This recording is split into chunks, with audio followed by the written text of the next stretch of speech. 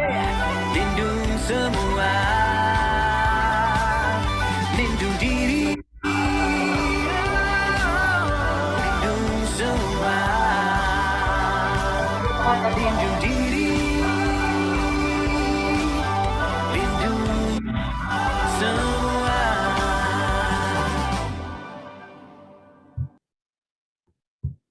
Bismillahirrahmanirrahim. Alhamdulillahirabbil alamin wassalatu wassalamu ala asyrofil anbiya'i wal mursalin wa ala alihi wa sahbihi ajmain. Assalamualaikum warahmatullahi wabarakatuh. Selamat petang ya. Salam sejahtera saya ucapkan kepada semua yang bersama-sama dengan saya pada petang ini.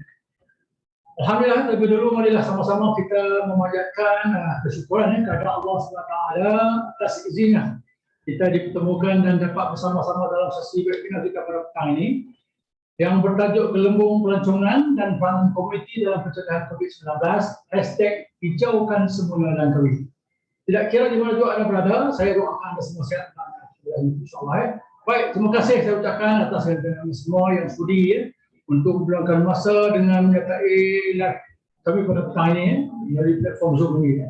Sebelum kita nak mulakan majlis ini, saya ingin mengajak para penonton untuk sama-sama lah ajak rakan-rakan join pada live ini agar ramai dapat bersama kita pada petang ini insyaAllah. Tuan-tuan dan perempuan yang dihormati sekalian, saya juga mohon nanti tuan-tuan bertitipkan soalan di ruangan komen. Kalau sepanjang webinar ini jika ada soalan-soalan yang ingin dikemukakan, insyaAllah saya akan baca ataupun petik beberapa soalan nanti untuk dijawab oleh panel kita yang akan bersama-sama kita sepanjang sesi webinar pada petang ini insyaAllah. Baik, saya Nur Fahri Muhammad Nur, tuan-tuan, Pegawai Pendidikan Kesihatan Jabatan Kesihatan Hidup Rahman, selaku moderator pada petang ini akan mengendalikan sesi webinar kita pada petang ini. Selamat datang sekali lagi ke webinar kita dengan tajuk Gelembung Pelancongan dan Peranan Komuniti dalam Pencegahan COVID-19 #hijaukan semula Langkawi. Tuan-tuan dan perempuan yang saya hormati sekalian, seperti yang tersedia maklum, besok 16 September Kerajaan mengurusi MOTEK akan membuka kembali sektor pelancongan pasca COVID-19 dengan menjadikan Langkawi ini sebagai projek rintis dan destinasi pertama serta sebagai satu penanda aras kepada industri pelancongan sama ada boleh dibuka semula sektor ini sebenarnya ataupun tidak, bergantung kepada kejayaan Gelembung Pelancongan di Langkawi ini. Justru pada petang ini insyaAllah kita di pihak Jabatan Kesihatan dari Kedah akan terpanggil untuk adakan sesi ini bagi tujuan berkongsi info memberi pencerahan serta menyampaikan maklumat yang berkaitan pengaturan SOP dan kita nak lihat sejauh mana kesiapsiagaan masyarakat khususnya penduduk Langkawi dalam nak menjayakan program Gelembung Pelancongan ini. Kita berharapkan juga lah melalui webinar ini memberikan kefahaman yang jelas mengenai peranan dan kita semualah dalam pematuhan SOP dan garis panduan yang telah ditetapkan bagi memastikan pelaksanaan Gelembung Pelancongan ini berjaya tanpa penularan wabak COVID-19. Seterusnya memastikan Langkawi terus kekal hijau selari dengan slogan kita #hijaukan semula Langkawi, dan seterusnya membolehkan sektor pelancongan beroperasi semula. Para penonton, tuan-tuan dan perempuan sekalian, marilah sama-sama kita mulakan sesi webinar pada petang ini dengan bacaan doa. Semoga dengan doa ini Allah akan memudahkan perjalanan webinar kita pada petang ini. Untuk itu saya nak mempersilakan Tuan Haji Khairul Nizam bin Ibrahim untuk membacakan doa dan selamatnya. Tuan Haji, silakan.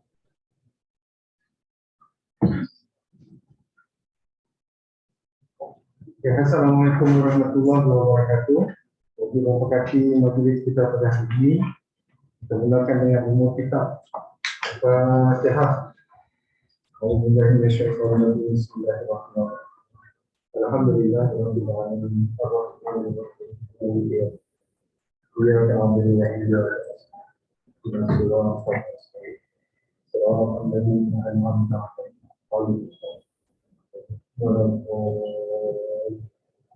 Amin.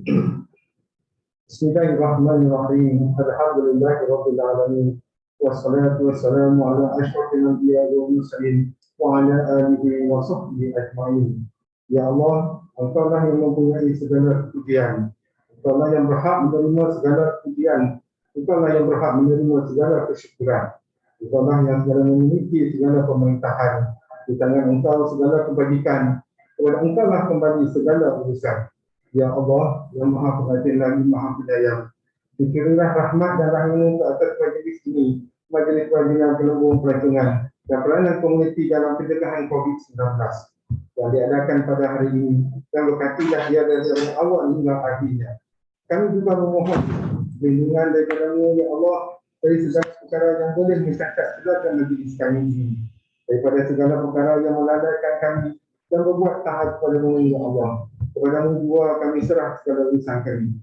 Rabbana atina fid dunya hasanah wa fil akhirati hasanah wa qina adzabannar. Wassallallahu ala sayyidina Muhammadin wa ala alihi wa sahbihi wa sallam. Alhamdulillahirabbil alamin. Taqabbalallahu. Assalamualaikum warahmatullahi wabarakatuh.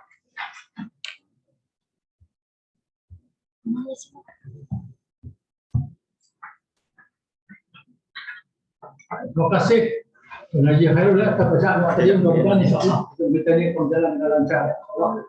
Tuan-tuan dan puan-puan sekalian, sebelum kita nak jemput para panel kita untuk mulakan sesi berbina kita ini, terlebih dahulu kita nak dengar sedikit ucapan pertama daripada Yang Berhormat Timbalan Menteri Kesihatan 1 Yang Berhormat Datuk Dr. Haji Muhammad Azmi bin Ghazali. Jadi ayo sama-sama kita ikuti ucapan Yang Berhormat Timbalan Menteri Kesihatan 1.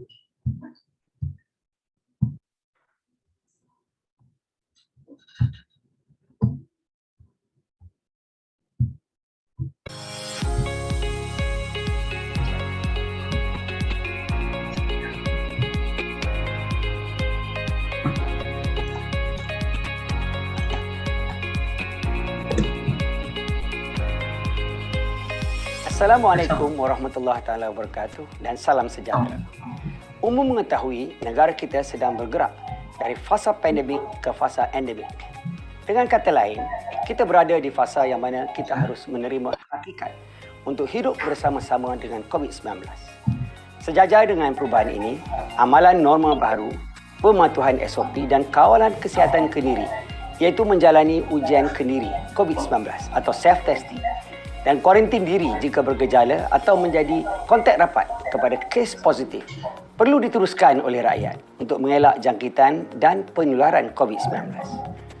Bagi tujuan ini, penglibatan komuniti amatlah penting dalam membantu kerajaan untuk mendidik dan memperkasa komuniti setempat untuk mengambil tindakan berterusan melindungi diri, keluarga dan komuniti dalam penjagaan kesihatan bagi mencegah penyakit khususnya COVID-19 yang menjadi ancaman kesihatan buat masa ini. Pada masa yang sama, mendidik masyarakat kekal mengamalkan budaya hidup sihat dengan melakukan aktiviti fizikal, makan secara sihat dan selamat serta menjaga kesihatan mental untuk mengukuhkan sistem imun badan atau daya ketahanan badan melawan penyakit. Akhir kata, kita sebagai keluarga Malaysia dapat bersama-sama memainkan peranan sebagai barisan hadapan dan mampu bertindak di peringkat komuniti untuk mencapai matlamat Malaysia sihat sejahtera. Sihat sepanjang hayat.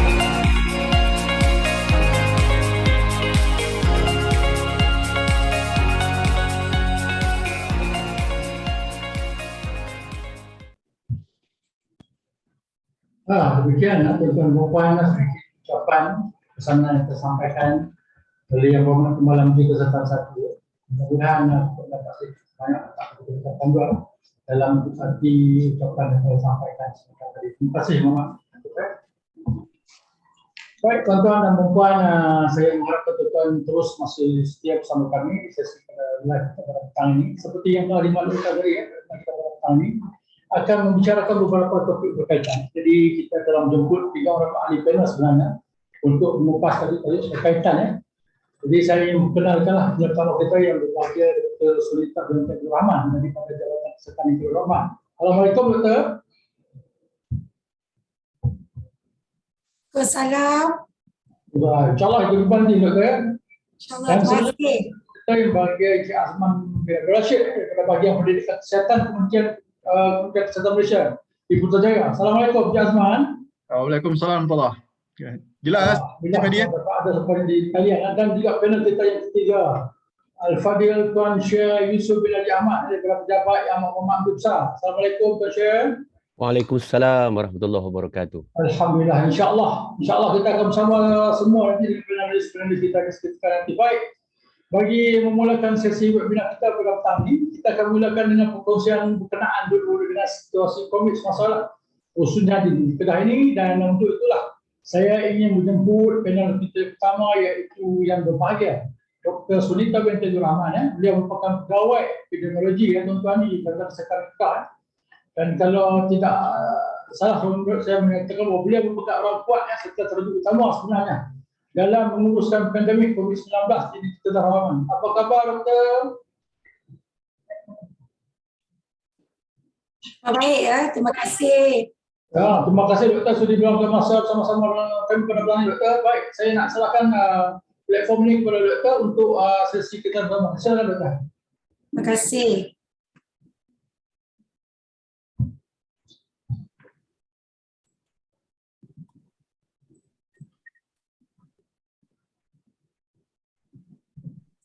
Okey ya. Assalamualaikum warahmatullahi wabarakatuh dan salam sejahtera. Jadi semua boleh lihat skrin nampak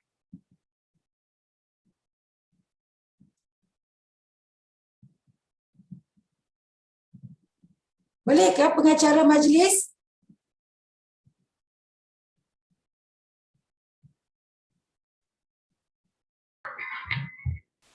Okay, boleh Doktor, nampak? Saya nampak. Okey. Okey, silakan Doktor. Kalau dah bersiap Doktor, silakan. Okey, terima kasih pengacara majlis. Assalamualaikum warahmatullahi wabarakatuh dan salam sejahtera, selamat petang. Jadi hari ini yang kita akan kongsikan situasi COVID-19 daerah Langkawi, dan juga kita fokuskan kepada gelembung pelancongan domestik domestic travel bubble, iaitu merupakan projek rintis Pulau Langkawi. Jadi seperti mana yang telah diumumkan oleh Perdana Menteri kita, ini adalah satu-satunya projek yang amat besar maknanya kepada semua penduduk Malaysia, terutamanya untuk daerah Langkawi dan juga Kedah. Jadi ini kita amat berbangga kerana dapat berkongsi berkaitan dengan situasi COVID-19 dan juga apakah itu perancangan gelembung pelancongan domestik projek rintis untuk Pulau Langkawi.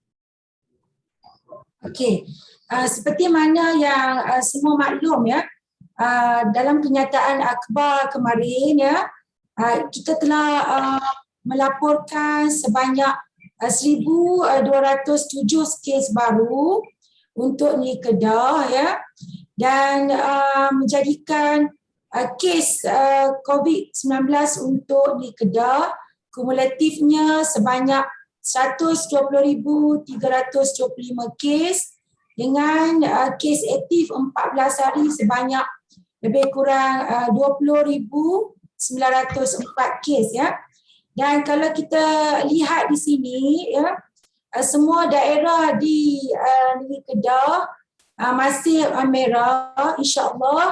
Beberapa mungkin telah menunjukkan zon kuning dan tak lama lagi insya-Allah kita akan mencapai beberapa mungkin dengan hijau.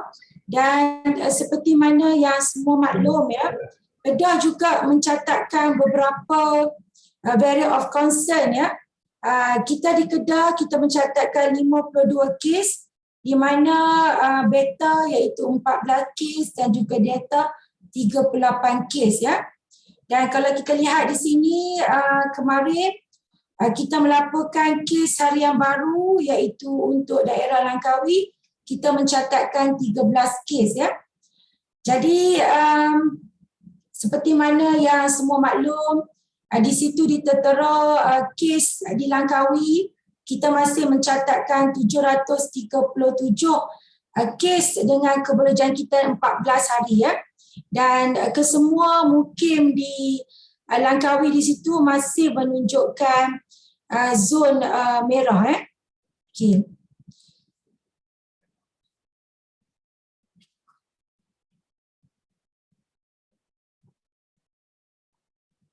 Okey. Jadi kalau kita lihat di sini ya, untuk Langkawi ya, kita telah masih melaporkan beberapa kes aktif iaitu melibatkan kluster dah pagar kuah iaitu melibatkan lokap ya IPD, kluster yang melibatkan kluster komuniti iaitu dah Bukit yang sebelum ini kita telah melaksanakan pelaksanaan PKPD di Kampung Bukit dan juga Taman Nilam Zon Biru dan telah pun tamat. Dan kita masih melaporkan kluster aktif iaitu dah tapak bina pantai ya. Dan dari sudut pemerhatian kita, kluster-kluster ini terkawal dan kes terakhir yang kita daftarkan kes tersebut iaitu dalam 12 hari dan lebih ya. Dan kita menjangkakan kluster ini tamat insya-Allah pada penghujung bulan 9 dan juga awal bulan 10 ya. Dan seperti mana yang kita maklum ya, seperti mana yang kita tunjuk di sini, peningkatan kes di Langkawi bermula pada awal bulan 8 dan insya-Allah sekarang ni kita telah melihat trend penurunan dan alhamdulillah setakat yang kita pantau tiada VOC yang dicatatkan bagi daerah Langkawi ya. Kita telah menghantar beberapa sampel genotyping dan setakat ni kita tiada kes yang mencatatkan VOC untuk daerah Langkawi ya. Okey.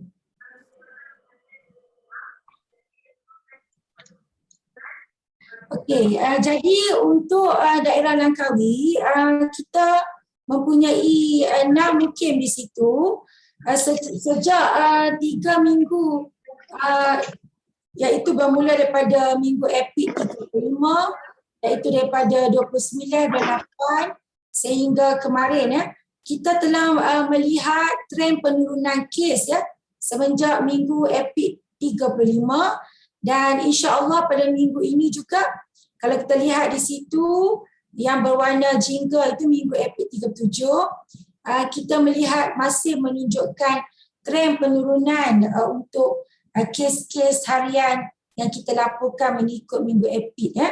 Dan mengikut prestasi vaksinasi ya, program imunisasi COVID kebangsaan ya, daerah Langkawi telah mencapai first dose ya, populasi iaitu menghampiri 65% dan juga completed dose untuk population adalah 63.3%.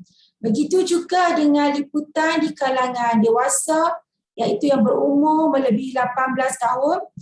First dose kita menghampiri 92% dan juga completed dose kita iaitu menghampiri 90% ya.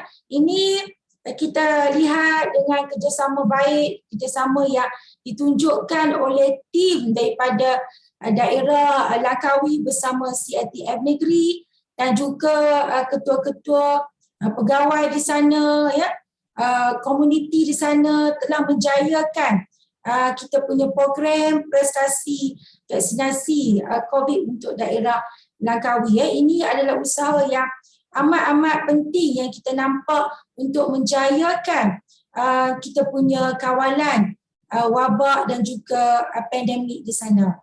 Dan setakat kemarin kita masih seperti mana yang saya telah kongsikan, kita masih ada kes aktif yang masih dipantau di bawah tim pemantauan CAC daerah Langkawi dan kita lihat di situ kategori 1 yang tiada gejala 63 orang dengan gejala ringan iaitu 121 orang diletakkan di bawah pemantauan di rumah dengan pematuhan dan kerjasama daripada PDRM untuk memantau mereka ini yang diletakkan di bawah pemantauan di rumah. Dan juga kita juga mempunyai kapasiti PKRC LISRAM iaitu mempunyai 60 KT dan pengisian setakat ini 20%. Dan begitu juga pesakit-pesakit COVID kita, kalau kita lihat di situ pengisian KT di hospital di ward-ward iaitu 30%. Begitu juga dengan pengisian ICU.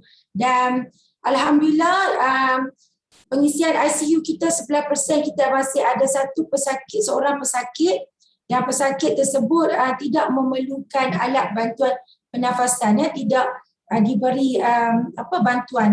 Jadi insya-Allah dengan keadaan begini, dan kita mendoakan keadaan kita semakin baik, terutamanya untuk daerah Langkawi, agar projek rintis Pulau Langkawi ini berjalan dengan lancar dan selamat.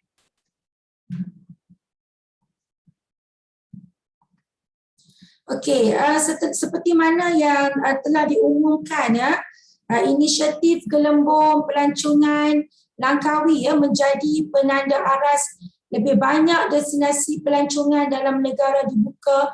Jadi ini tanggungjawab yang amat berat bagi Jabatan Kesihatan di Kedah, Pejabat Kesihatan Daerah Langkawi bersama dengan agensi-agensi di sana untuk menjayakan projek rintis ini agar menjadi contoh, dan keselamatan kepada pelancong dijaga dengan pematuhan SOP yang ditetapkan.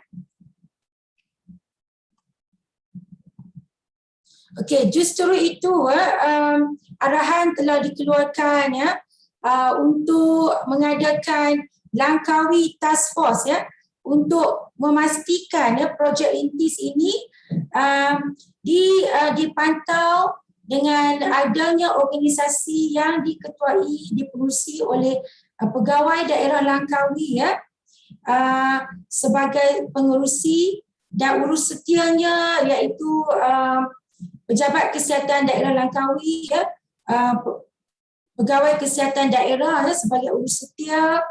Dan di situ kita mempunyai pelbagai agensi-agensi yang terlibat, yang dicadangkan dalam aspek kesihatan dan perubatan, yang melibatkan fasiliti swasta, kerajaan, keselamatan dan penguatkuasaan yang melibatkan PDRM, badan-badan beruniform, agensi pelancongan yang dicadangkan diketuai oleh LADA, dan juga komuniti. Komuniti ini yang melibatkan pelbagai agensi, sama ada persatuan-persatuan NGO yang berada di sana, dan juga komuniti-komuniti setempat untuk menjayakan projek rintis ini. Jadi pelbagai agensi bagi menjayakan pelaksanaan projek rintis Langkawi ini, semoga segala strategi dan aktiviti yang dilaksanakan dipantau di bawah dan dilaporkan di bawah Langkawi Task Force ini. Dan beberapa petunjuk prestasi diwujudkan bagi mengukur kejayaan projek ini secara berjadual.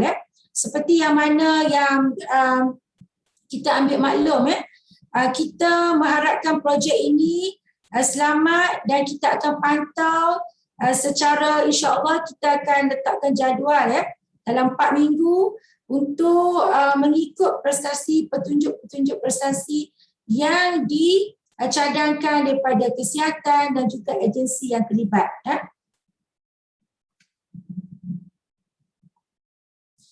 Jadi penubuhan Langkawi Task Force ini adalah bertujuan menjayakan projek rintis Gelembung Pelancongan Pulau Langkawi agar menjadi contoh terbaik di rantau Asia.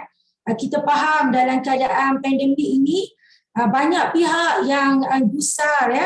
Jadi inilah harapan pemimpin tertinggi agar projek ini menjadi contoh dan contoh yang baik. Semoga ia berjaya dan menjadi pilot kepada projek-projek yang akan datang.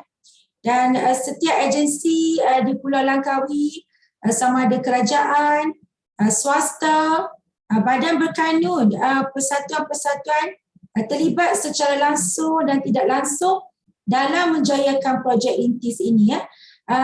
Projek ini adalah memerlukan komitmen daripada semua lapisan agar ia berjaya dan selamat untuk semua pelancong dan juga penduduk tempatan. dan setiap agensi terlibat akan diberi peranan dan tanggungjawab dan perlu melaporkan aktiviti yang dilakukan kepada Jawatankuasa Langkawi Task Force. Jadi kalau mengikut Langkawi Task Force ini, mesyuarat secara berkala dan juga laporan akan dihantar untuk memantau prestasi daripada projek rintis ini. Okey, elemen-elemen utama dalam Langkawi Task Force ini seperti mana yang kita maklumkan sebentar tadi, pelibatan agensi amat penting kita akan keluarkan dari segi tema, rujukan fungsi dan peranan dalam menjayakan gelembung pelancongan ini dan juga SOP berkaitan gelembung pelancongan domestik dan juga SOP berkaitan akan dikongsi pemahaman dan juga pelaksanaan pemantauan di tahap optimum oleh semua agensi yang terlibat.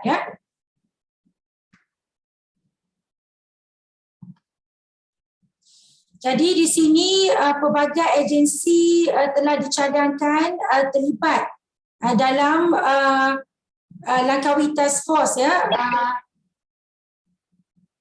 Saya nampak ada hilang sikitlah satu dua, tapi di sini kita cadangkan iaitu pejabat daerah Langkawi sebagai terajuk utama yang dipengerusikan oleh pegawai daerah Langkawi, diikuti dengan LADA iaitu terajuk utama untuk memegang pelancongan di sana, diikuti juga dengan PDRM dalam aspek penguatkuasaan. Kita faham kita akan menerima kunjungan pelancong-pelancong yang akan datang. Jadi aspek penguatkuasaan di pintu masuk, tempat-tempat tumpuan rekreasi dengan pelibatan PDRM dan juga agensi uniform yang lain, dan kehadiran mereka di premis-premis tumpuan, insyaAllah dari segi pematuhan SOP itu dapat dipantau di tahap yang optimum. Begitu juga dengan pelibatan pintu-pintu masuk udara Malaysia Airport Berhad, sebab kita tahu untuk datang ke Pulau Langkawi melalui dua cara, iaitu melalui laut dan juga melalui udara. Jadi pintu-pintu masuk utama kita dengan angkatan kekuatan daripada pelbagai agensi, kita mengharapkan pemantauan dan juga SOP berkaitan dipantau kepada semua pelancong yang tiba. Begitu juga dengan Jabatan Penerangan yang tidak henti-henti bekerjasama dalam mewawarkan pematuhan kepada SOP, komuniti, memperkasakan komuniti dan juga mewawarkan dari segi untuk program vaksinasi. Jadi kita juga mengharapkan pelibatan mereka dalam Langkawi Task Force ini dapat juga dipertingkatkan untuk kejayaan projek rintis ini. Kita juga ada di situ Majlis Perbandaran Langkawi yang akan bekerjasama dalam pemantauan SOP di premis-premis. Kita tahu di Langkawi ini banyak tempat tumpuan membeli belah dan juga tumpuan orang awam. Jadi kita mengharapkan pematuhan dan kehadiran pegawai uniform ini akan dapat membantu melancarkan lagi pematuhan kepada SOP yang ditetapkan juga. Jadi di situ kita lihat pelbagai agensi dilibatkan dalam Langkawi Task Force dan keahlian agensi akan ditambah baik, ditambah mengikut peranan dan juga tanggungjawab masa ke semasa. Agensi-agensi terlibat ini akan melaporkan aktiviti-aktiviti kepada Langkawi Task Force dan urus setianya adalah PKD Langkawi akan membuat laporan dan laporan itu akan dihantar kepada CPRC negeri dan juga kita akan melakukan semakan dan dihantar kepada CPRC KKM untuk prestasi projek rintis ini setiap hari ya.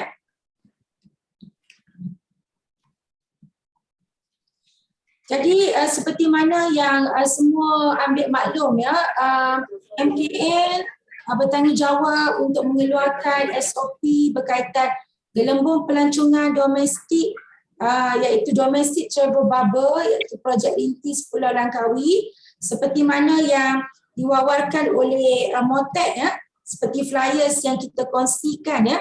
Untuk ke Langkawi ini kita mempunyai dua laluan utama, iaitu melalui laluan udara dan juga laluan darat dan juga melalui feri ya. Jadi di situ kriteria utama yang pelancong perlu ada, iaitu melalui aplikasi MySejahtera. Pegawai-pegawai kita di pintu masuk akan memeriksa status anda sebagai pelancong, iaitu status vaksin ya.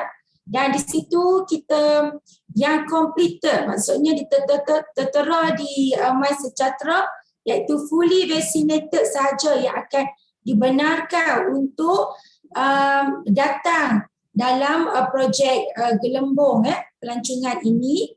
Dan kriteria iaitu anda status adalah status risiko adalah rendah ya. Seperti mana yang diwawarkan, anda bukan kontak rapat dan anda bukannya positif dan anda bukan pesakit ya. Jadi di situ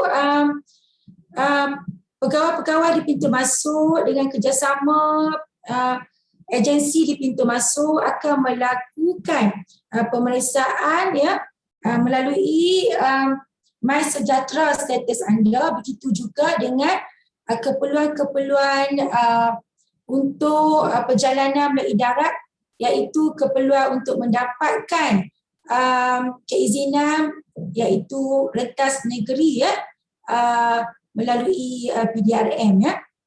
Jadi kalau kita tengok sini, pelancong yang dibenarkan di sini iaitu fasa 1 pun dibenarkan, dan insya-Allah melalui projek rintis Pulau Langkawi ini, Langkawi akan bertukar status.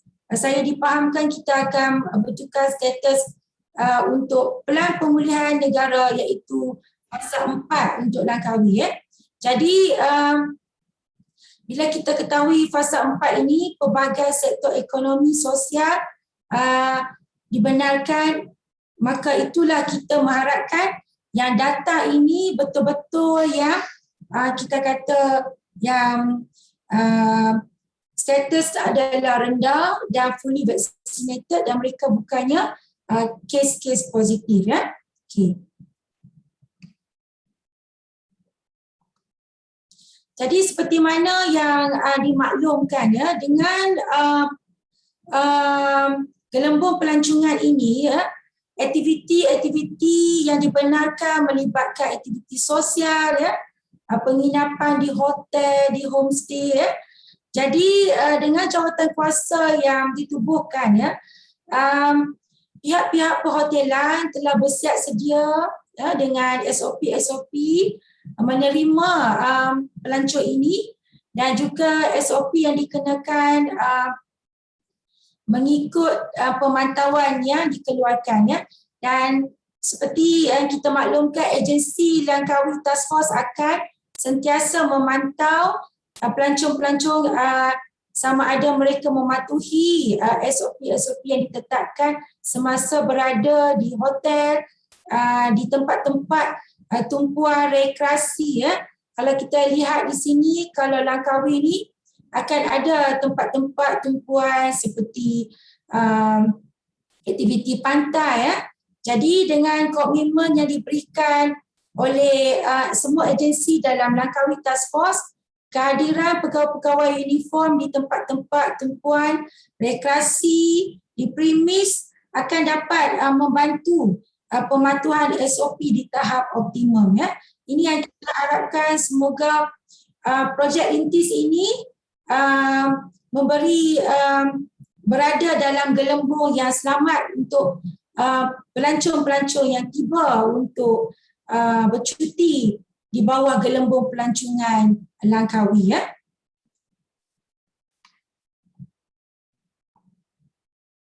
Jadi seperti mana yang semua ambil maklum ya.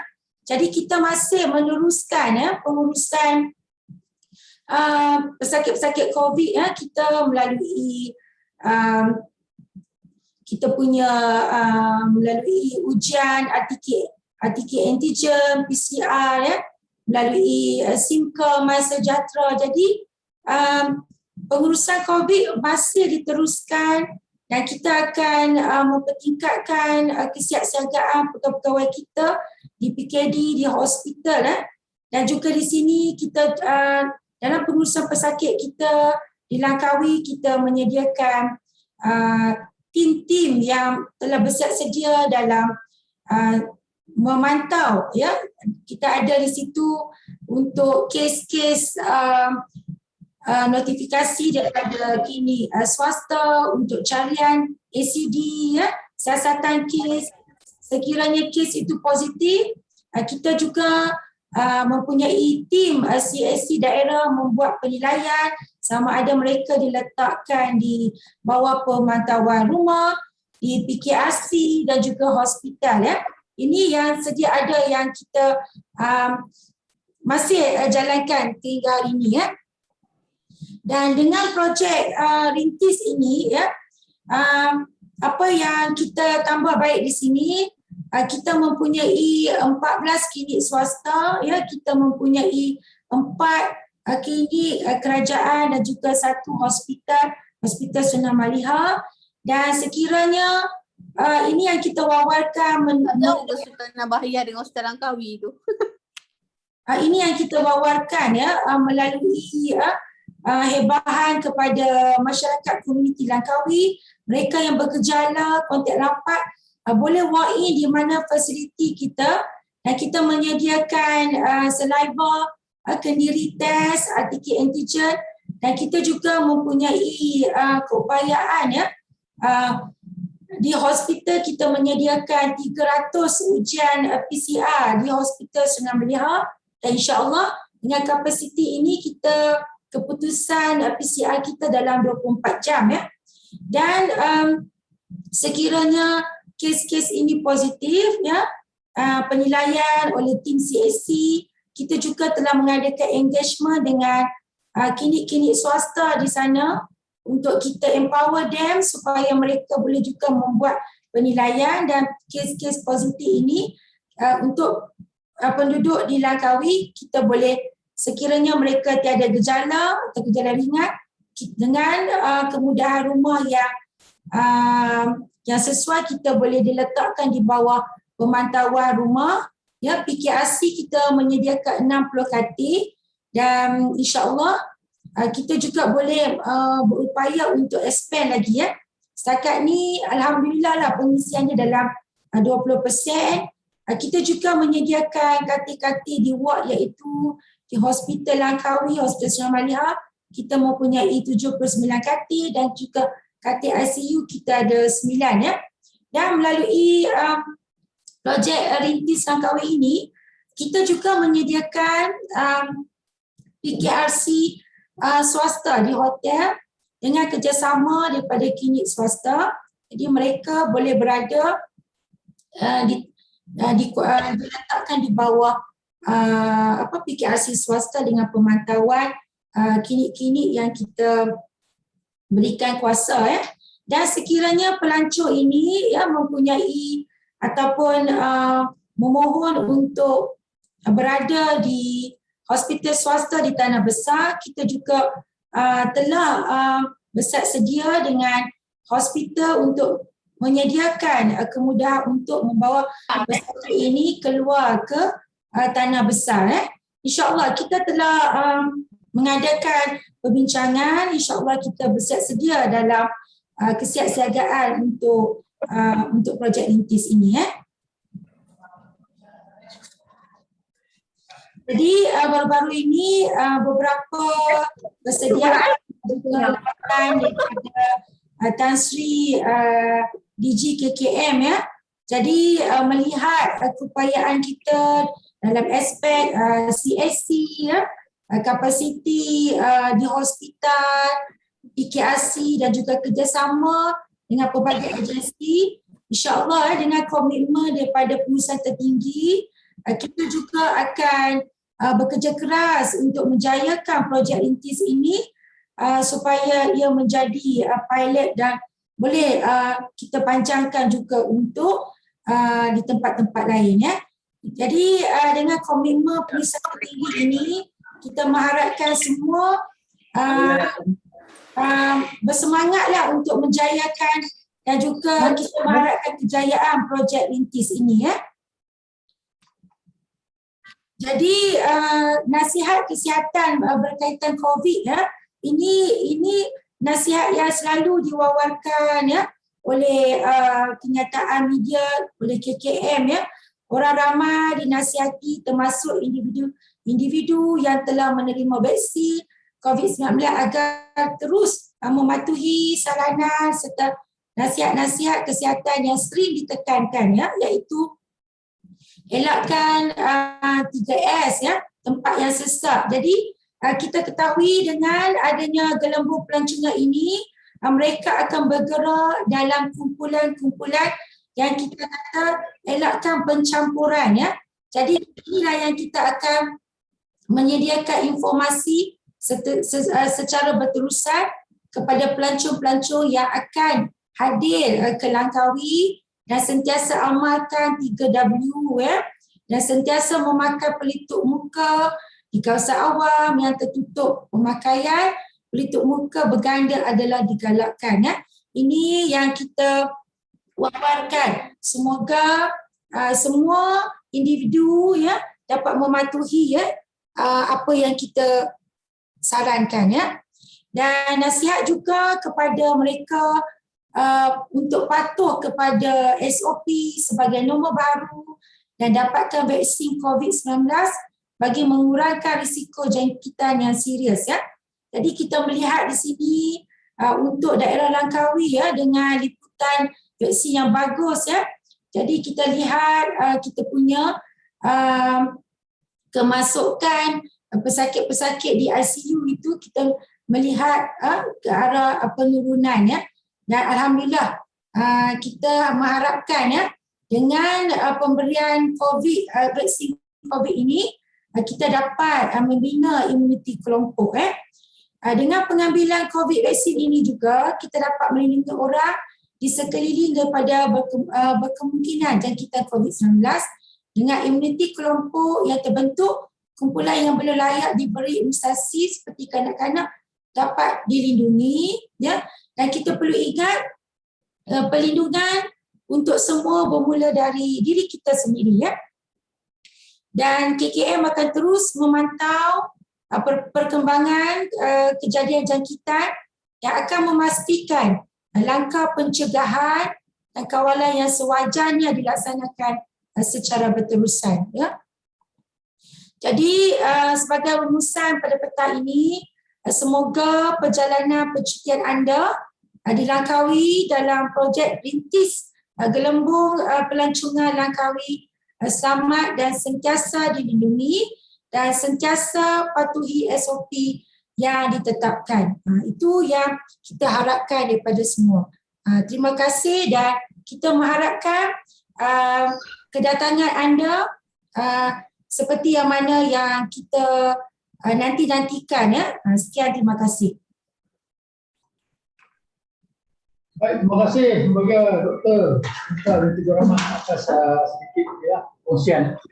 Dapat melihat pesan data situasi COVID ini ya di Kedah dan juga kita dapat lihat bagaimana perancangan rapi ya dilakukan bersama semua agensi yang berkaitan. Dan task force juga boleh ditubuhkan serta digerakkan bagi memastikan projek rintis Pulau Langkawi sebagai gelembung pelancongan dapat capai dengan jaya. Terima kasih sekali lagi pada yang bagian Dr. Sunita binti Rahman atas topik kita yang kita mampu ya. Baik, sebelum saya menjemput panel kita kedua dari pihak bukan kuasa menunjuk, saya dulu mohon maaf tuan-tuan. Karena link kita untuk bersiaran secara langsung melalui FB JKN terdapat dan juga YouTube FB pada petang ini mengalami masalah teknikal. Jadi insyaAllah kita akan siapkan semula sesi webinar kita ini untuk hadapan tuan-tuan dan puan apabila kita di suatu tarikh yang akan ditentukan nanti insyaAllah. Dan tuan-tuan juga boleh kemukakan soalan jika ada dalam chat box nanti mungkin pihak Ustia akan majukan kepada saya untuk kita kemukakan kepada panel insyaAllah.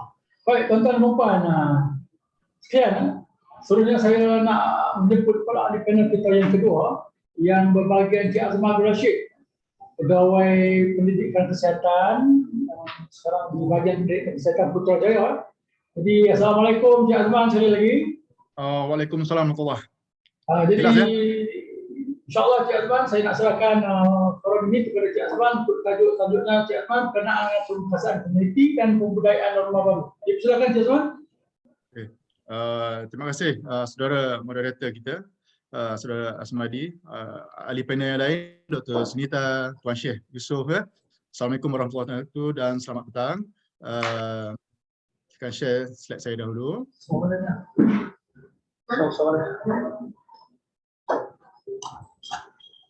Okay. Boleh ya, jelas ya? Yes. Jelas. Yeah. Jelas. Okay. Jelas. Jelas Encik Azman, insyaAllah. Okay, alhamdulillah ya. Saya akan kongsikan Cik Asmadi dah bisik kat saya masa 30 minit saja untuk memberi peluang kepada ahli panel lain dan mungkin ada soalan-soalan yang hangat ditanya selepas ini. Sebabkan ini adalah projek rintis yang dijalankan oleh Kerajaan Malaysia untuk menghidupkan kembali kita punya aspek pelancongan negara yang juga menjadi talian hayat kepada pengusaha-pengusaha pelancongan di negara kita. Sebagaimana kita tahu, mula besok akan ada pergerakan mungkin besar-besaran ke Langkawi, yang mana mungkin Dr. Sunita and the team akan menyambutnya dengan kesibukan yang luar biasa lah. Maklumlah projek rintis ni, dan ia telah diumumkan oleh kerajaan kita untuk menggerakkan balik sektor pelancongan di negara kita. Okey, ini sedikit maklumat yang mana dalam menggerakkan komuniti ini kita dah ada beberapa perkara yang mana yang telah digariskan oleh Pertubuhan Kesihatan Sedunia. Salah satu exit strateginya adalah pelibatan komuniti. Kalau kita ingat lagi 6 perkara yang digariskan oleh pihak WHO, dan kita ada pendekatan tersendiri dalam menggerakkan komuniti ini melalui program pengurangan risiko daerah, yang mana kita ingin mengekalkan daerah hijau dan mengubah daerah merah kepada hijau, dan juga pendekatan CAPP, cegah, didik, amal, patuh dan pantau. Ini adalah untuk memberi pengetahuan, mendidik masyarakat tentang langkah kawalan di tempat kerja, sekolah dan tempat-tempat penting yang kerap dilawati orang ramai. Mungkin juga tempat-tempat pelancongan seperti yang diwawarkan sekarang ini di Langkawi, dan kita akan berterusan memberi pendidikan kesihatan kepada komuniti dan juga melibatkan komuniti dalam pengabalan norma baru. Tadi ada Dr. Sunita sebutkan bahawa pertubuhan-pertubuhan NGO, CBO, itu community based organisation yang ada pertubuhan-pertubuhan yang ada di tempat itu. Mungkin JPKK, saya tak tahulah sama ada JPKK ke MPKK, sebabnya ada negeri yang guna MPKK, ada negeri yang guna JPKK, dan ada negeri yang masih kekal gunakan JKK. Tapi itu adalah dikira sebagai pertubuhan ataupun organisasi yang ada di dalam komuniti. Daripada masa exit strategi ini kita berada dalam payung PKP lah kebanyakannya. Dan sekarang ini kita bergerak kepada PPN, Pelan Pemulihan Negara, yang digariskan pada 4 fasa lah, untuk melihat kaya pengukurnya dari segi keupayaan sistem kesihatan awam kita dan juga kadar liputan vaksinasi, supaya kita dapat menuju ke arah kebiasaan baharu. Dan yang terkini yang diwawarkan adalah kita telah bergerak ke fasa endemik, di mana kita perlu menerima hakikat bahawa kita akan hidup bersama-sama dengan virus COVID ini mungkin untuk jangka masa yang panjang, dan ini akan menjadi satu agenda penting. Oleh itu kita telah wawarkan program ini, fasa ini di bawah Agenda Nasional Malaysia Sihat yang telah diwawarkan bapa kita punya baby kita, dan dalam kita punya pembukaan Dewan Parlimen pun disebutkan oleh di bawah Kubah Duli titah tuanku Yang Ketua Agong berkaitan pentingnya rakyat Malaysia mematuhi perkara-perkara yang telah digariskan oleh pihak kerajaan. Okey, saya tak perlu detailkan yang ini. Cuma saya ingin menyatakan untuk menggerakkan komuniti dalam ini, aspek yang keenam berkaitan dengan pelibatan dan penguasaan komuniti adalah perkara yang telah lama kita jalankan, yang telah lama kita buat, dan kita ingin tekankan dalam program perintis, projek rintis travel bubble ni yang dibuat di Langkawi ini, kita perlu mengingatkan komuniti bahawa mereka adalah frontliner untuk diri mereka, untuk keluarga mereka, untuk komuniti mereka, supaya apa yang dirancang, apa yang diwawarkan oleh pihak kerajaan itu menjadi realiti lah. Suatu projek yang berjaya dan memberi kesan positif sama ada daripada kehidupan sosial dan juga ekonomi lah. Okay. Okey, ingin saya menarik perhatian tuan-tuan dan puan semua tentang program pengurangan risiko ni. Program ini dah lama dilancarkan pada WB kita yang lepas, Yang Amat Berhormat Perdana Menteri lepas, Tan Sri Muhyiddin. Dalam program penerapan norma baru itu dikatkan juga dengan program DRRP lah, program pengurangan risiko daerah. Yang pertama untuk diri keluarga, komuniti dan daerah lah. Dan dalam DRRP ini dia ada satu pendekatan yang diberi nama CAPP. CAPP ini adalah rekasan. Yang pertama adalah C, cegah COVID dan didik keluarga serta komuniti dengan norma-norma baru. A adalah pengamalan tingkah laku bagi mengelakkan keluarga atau komuniti untuk dapat jangkitan. Walaupun pergi bercuti, walaupun berada dalam mood melancong kan, tapi dia kena hindarkan tingkah laku yang boleh menyebabkan berlaku jangkitan pada mereka. Yang seterusnya adalah mematuhi SOP, peroperasian sektor-sektor utama negara ataupun sektor-sektor yang ditetapkan di bawah pelancongan. Mungkin tadi Dr. Sinita dah jelaskan hotel, homestay, mungkin pusat jualan itu semua dah diberikan pendekatan ataupun pematuhan SOP yang perlu mereka amalkan. Dan yang terakhir sekali adalah berkaitan dengan pemantauan status kesihatan diri keluarga. Sekarang ini kita menggunakan status pemeriksaan kendiri. Jadi saya akan jelaskan nantilah. Ini penting supaya walaupun mereka berada di luar rumah, mereka mampu memantau status kesihatan keluarga. Okey, ini adalah strategi DRPP. Kita ada 5 strategi yang kita gariskan dari segi kawalan sepadan, dari segi kawalan pergerakan, dari segi penjarakan fizikal, dari segi perlindungan diri, dan seterusnya dari segi ketahanan diri. Saya akan terangkan satu persatu berkaitan dengan kawalan sepadan. Seperti biasalah kita ada saringan suhu dan gejala sebelum masuk pintu masuklah. Dan ia terbagi pada 2 aspek, sama ada di aspek kawalan sepadan mungkin di antara daerah Langkawi ke pintu-pintu masuk lain lah. Saya difahamkan juga pintu masuk Langkawi ini adalah pintu masuk antarabangsa melalui udara dan juga laut lah. Setiap pengunjung atau komuniti yang ingin ke Langkawi perlu mematuhilah dan perlu mengetahui saringan tahap kesihatan dia pada masa sebelum dia pergi ke Langkawi. Kalau dia menghadapi gejala apa semua, saya rasa dan sepatutnya mereka menangguh terlebih dahulu percutian mereka. Begitu juga jika pengunjung atau pelancong ini sudah sampai ke Langkawi, mereka juga perlu mematuhi, sepatutnya mematuhi dan memastikan ahli keluarga dia mematuhi kawalan sempadan di premis. Dan pemilik premis ada hak untuk tidak menerima klien dia ataupun customer dia, pelanggan dia untuk memasuki premis mereka jika mereka menghadapi ataupun mungkin ada masalah kesihatan lah.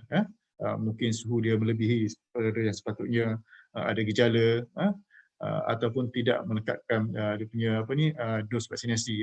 Tadi Dr. Sunita dah jelaskan bahawa sebelum masuk itu lagi dah dibuat pemeriksaan. Mana dah tahu ada yang masih lagi menggunakan jalan-jalan tikus kan. Okey. Seterusnya menggunakan aplikasi MySejahtera lah untuk check-in, dan sekarang ini MySejahtera kita pun sudah di-upgrade. Kita dah boleh mengemas kini status kesihatan kita ataupun dependent kita dalam MySejahtera, app MySejahtera kita, dan sudah pasti dia perlu dikemas kini setiap masa lah. Dengan biarkan gitu, dan setengah tempat sekarang ni dia akan lihat secara detail berkaitan dengan status kesihatan pengunjung sebelum mereka memasuki premis.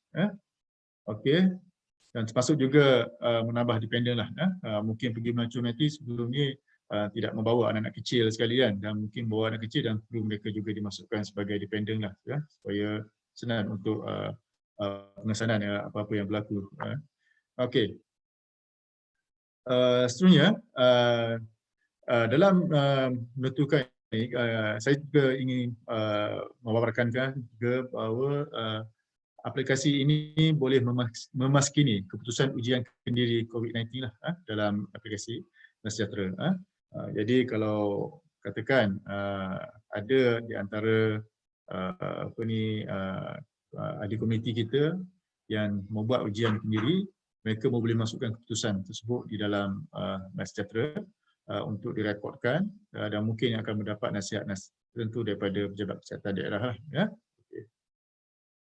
Ini adalah perkara penting sebabnya kadang-kadang mereka tidak mengambil berat perkara ini, dan ada juga setengah mereka tidak mengetahui perkara ini. So pendidikan dan juga hebahan yang kita berikan kepada komuniti ini diharap dapat membantu mereka untuk memahami penggunaan MySejahtera dengan lebih komprehensif lah. Okay. Dan juga memahamilah SOP pelancongan di Pulau Langkawi, mungkin beberapa esok. So ini saya tidak perlu jelaskan secara detail, telah diwawarkan di bawah laman web Autek sendiri, FB mereka, dan juga turut diedarkan melalui akhbar-akhbar. Dan sudah pasti setiap pelancong telah memahami SOP yang telah ditetapkan untuk mengelakkan berlaku pelanggaran SOP yang ditetapkan. Dan saya percaya pihak Task Force, Langkawi Task Force akan bertukar usaha besok untuk memastikan SOP ini terus diamalkan dan dipatuhi oleh pengunjung-pengunjung. Selain daripada komuniti yang mengusahakan bidang ekonomi juga perlu memberi kerjasama yang baik, iaitu menghadkan kemasukan pengunjung ke dalam komuniti ataupun ke dalam business area mereka lah. Kita faham di Langkawi ini kebanyakan mereka yang melancong akan turut membeli belah. Malulah ia merupakan pulau bebas cukai, dan telah lama mereka mengidamkan untuk ke sana. Terlalu banyak perkara yang dipikirkan untuk shopping apa semua, tetapi pihak usaha ataupun usahawan-usahawan di sana tidak perlulah mengambil langkah yang drastik untuk memberi ruang seluas-luasnya pada mereka, kerana ada aspek-aspek pematuhan yang mereka perlu ketatkan supaya untuk mengelakkan berlaku jangkitan atau penularan COVID-19 ni di premis-premis mereka lah. Okey, termasuklah menghalang pengunjung-pengunjung yang saya nyatakan tadi yang menghadapi masalah kesihatan, ataupun pengunjung-pengunjung yang tidak menggunakan aplikasi MySejahtera. Okey, ini adalah MySejahtera Check-in. Saya ingat benda ni perkara yang baru, dan sekarang ini telah dinyatakan bahawa apabila kita scan saja, kita akan dimaklumkan sama ada telah fully vaccinated atau tidaklah. Jadi senang bagi pihak pengurusan premis untuk mengetahui bahawa pengunjung mereka ini telah divaksinasi secara sepenuhnya atau tidaklah. Okay. Ini paparan yang saya tunjukkan, dan setiap sekali dia masuk dia ada check in dan check out lah. So senang ya. Okey, bagi pengunjung juga, mereka perlu memakai pelitup muka setiap masa berada di luar komuniti, dan kita berharap sukarelawan-sukarelawan kita yang ada di Langkawi, mungkin kita ada Kospen, kita ada Kombi, kita ada pelbagai mungkin daripada agensi lain, rela, Angkatan Pertahanan Awam, turut menjadi mata dan telinga lah pasukan task force untuk memastikan pengunjung-pengunjung ini sentiasa memakai pelitup muka ketika berada di luar premis atau luar penginapan mereka. Seterusnya adalah sentiasa memberi peringatan lah kepada pengunjung-pengunjung ini supaya mereka menggunakan saling semudah lah, guna sanitizer saja untuk sentiasa menjaga kebersihan tangan mereka lah. Dan di kalangan pengunjung sendiri, kalau boleh bawalah sanitizer ini ke mana saja tempat mereka pergi berkunjung, sebab kita tak tahu dengan keadaan ramai orang ni mungkin semakin kerap tempat-tempat tertentu disentuh oleh individu-individu lain yang mungkin tidak mempunyai gejala tapi mempunyai virus dalam badan mereka dan seterusnya boleh menjangkiti mereka melalui sentuhan-sentuhan di tempat tertentu. Okey, dan mereka perlu bawalah supaya mereka selalu memastikan tangan mereka dalam keadaan yang bersih dan elakkan bersentuhan dengan individu lain lah. Dan sama sekali tidak boleh buatlah perlakuan seperti bersalah, bergurau senda, berpelukan apa semula. Elakkan perkara-perkara begini supaya tidak berlaku penularan penyakit ini. Okey.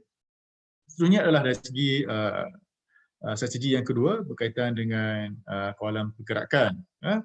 Okey, ini adalah semasa PKP dahulu. Kita ada kawalan pergerakan, tapi dia masih boleh dikekalkan dalam keadaan pemulihan negara ini, yang mana kita tidaklah perlu berkunjung ke tempat-tempat yang menjadi tumpuan ramai yang sesak. Contohnya mungkin ada pusat pameran ke, ataupun ada gerai-gerai yang menarik, ada lokasi-lokasi yang menarik yang boleh menyebabkan berlaku kesesakan. Okey, dan kita juga dalam aplikasi MySejahtera juga kita mempunyai satu aspek tracking untuk mengetahui kedudukan kita di mana dan berapa kes dan kes yang sentiasa diupdate dari masa ke masa. Ini penting juga pada kita supaya kita lebih berwaspada dengan keadaan dan status kesihatan individu-individu di persekitaran kita.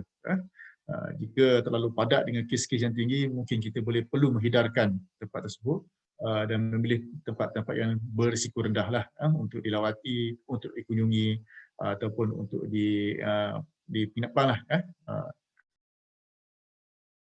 Okey, dan juga kita boleh mendapatkan maklumat lah daripada laman web sama ada KKM. Kita pun ada info siap Jovida.my sendiri yang boleh digunakan sebagai alat bantuan kita untuk mendapatkan informasi-informasi sendiri. Dan saya percaya sekarang ini kita telah ada web baru, COVID Now, yang baru dilancarkan oleh Yang Berhormat Menteri Kesihatan. Jadi COVID Now pun sekarang ini telah banyak info-info yang telah dikongsikan dalam tu yang boleh digunakan oleh komuniti, oleh juga penduduk untuk mendapatkan info-info berkaitan dengan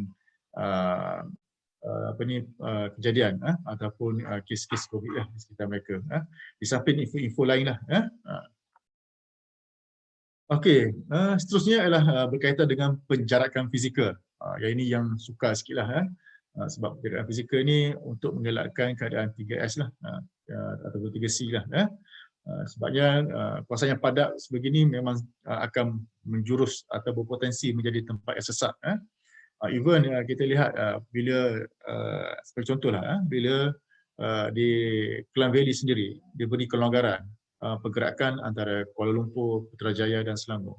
pun menjurus kepada kesesakan, ya, yang mana ramai kita punya komuniti berkunjung dari satu tempat ke satu tempat lah. Dan ini memberi ataupun menyebabkan keadaan menjadi sesak dan boleh menjadi potensi atau berisiko untuk berjangkit ataupun menjadi penularan COVID-19. Seterusnya adalah kita juga kena sentiasa memberi pesanan kepada komuniti kita untuk tidak duduk di tempat yang tertutup, open space, mungkin di tempat-tempat pasar tertutup ke ataupun di premis yang tertutup, dan juga mengelakkan mereka untuk bersama dekat. Dan saya faham tempat-tempat yang jadi tumpuan pelancongan ini memang pergerakan memang sukar untuk dikawal. Kadang-kadang mereka sendiri akan membuat aktiviti-aktiviti persediaan, ya. Contohnya apabila ingin mengambil fotografi apa semua mesti ada pergerakan dan juga keadaan yang momen yang nak dirakamkan itu kadang-kadang mereka alpa dan lalai untuk mematuhi SOP lah, dan juga mematuhi nasihat-nasihat yang kita berikan sebelum ini lah, ya.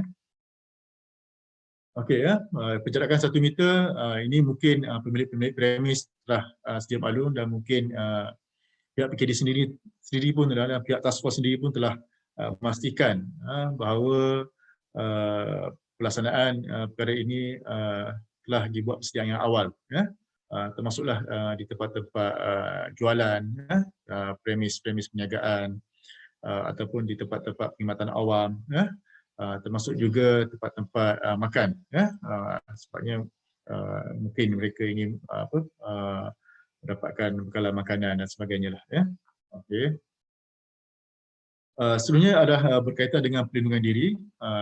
Ini 3 perkara lah, yang dimasukkan: bersihan diri, memakai pelitup muka dengan penerapan 3W lah, wash, wear, warm.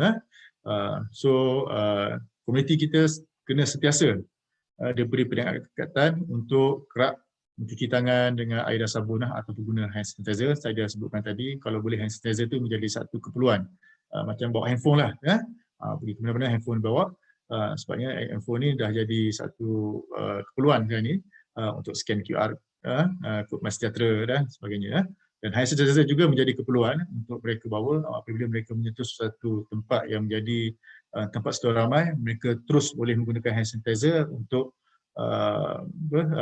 mencuci tangan mereka, bukan mencuci lah, tapi menghalang ada pencemaran di tangan mereka lah. Okey.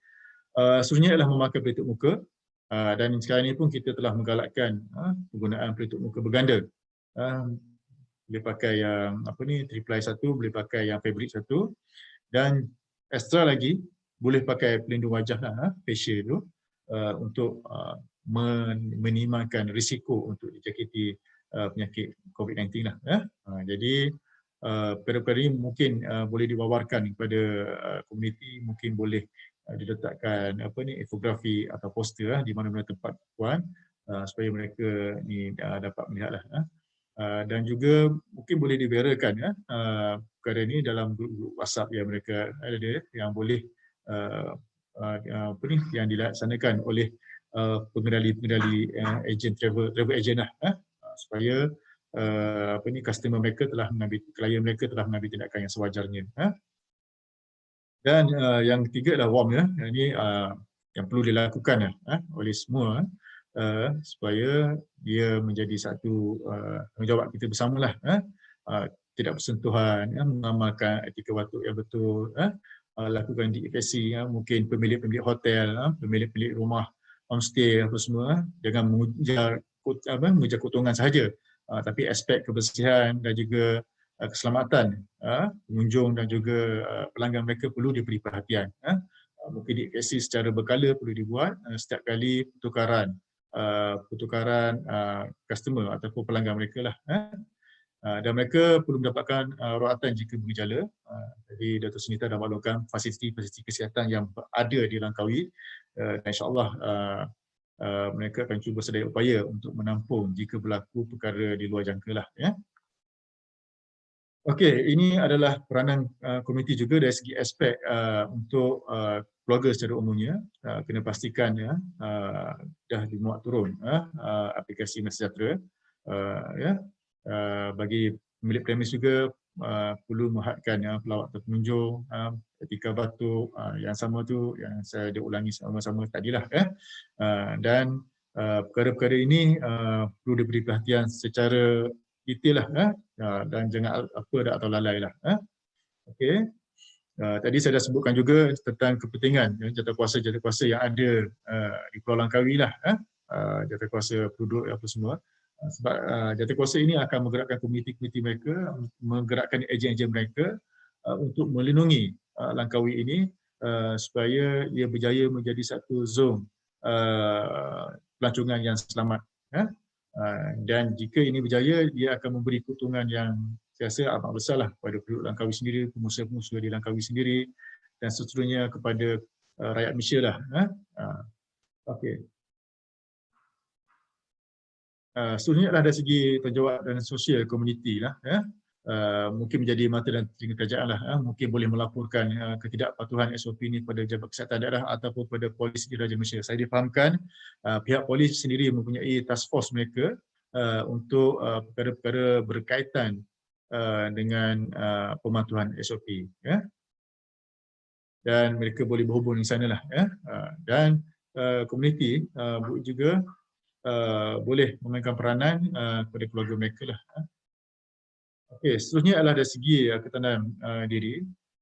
Dan tadi Dr. Sunita dah sebutkan berkaitan dengan kepentingan imunisasi COVID untuk melindungi diri kita dan melindungi orang lain lah, orang-orang yang tidak boleh diimunisasi, kanak-kanak dan yang mereka menghadapi masalah kesihatan. Okey, walaupun kita ataupun pengunjung-pengunjung ini telah divaksinasi, termasuk juga pekerja-pekerja yang berada di Langkawi telah divaksinasi, ia bukannya satu jaminan untuk kebal daripada jangkitan. Sebab itu perlu terus mematuhi SOP walaupun selepas lengkap divaksinasi lah. Kena pakai pelitup muka ketika berada di tempat awam, kena pastikan jarak yang selamat sekurang-kurangnya 1 meter daripada orang lain dan mengelakkan kawasan-kawasan yang sesak, kawasan-kawasan yang mempunyai pengudaraan yang tidak baik. Sebab ini kawasan-kawasan yang berisiko untuk mendapat jangkitan. Dan juga melindungi peluang-peluang berisiko lah jika ada sama-sama macam warga emas, wanita mengandung, mereka yang dapat penyakit yang kronik dan penyakit-penyakit yang berimmuniti rendah seperti HIV lah. Okey. Ini sedikit selingan lah bagi mereka yang ingin menunjukkan ataupun memamerkan CJ digital jika diminta, mereka boleh juga mendapatkannya di dalam apps MySejahtera kita untuk menunjukkan kepada pihak yang berkuasa lah jika diminta lah. Dalam aspek ini juga penekanan kerajaan juga lah kepada kesihatan mental. Walaupun pergi ke Langkawi untuk release tension, mungkin ada juga berlaku tekanan-tekanan, mungkin ada kebimbangan apa semua dan boleh mendapatkan bantuan lah dari pihak-pihak berwajib yang seperti yang saya paparkan ini, sama ada dari segi Kementerian Pembangunan Wanita ataupun dari segi JAKIM dan NGO-NGO yang terlibat lah dalam perkara ini.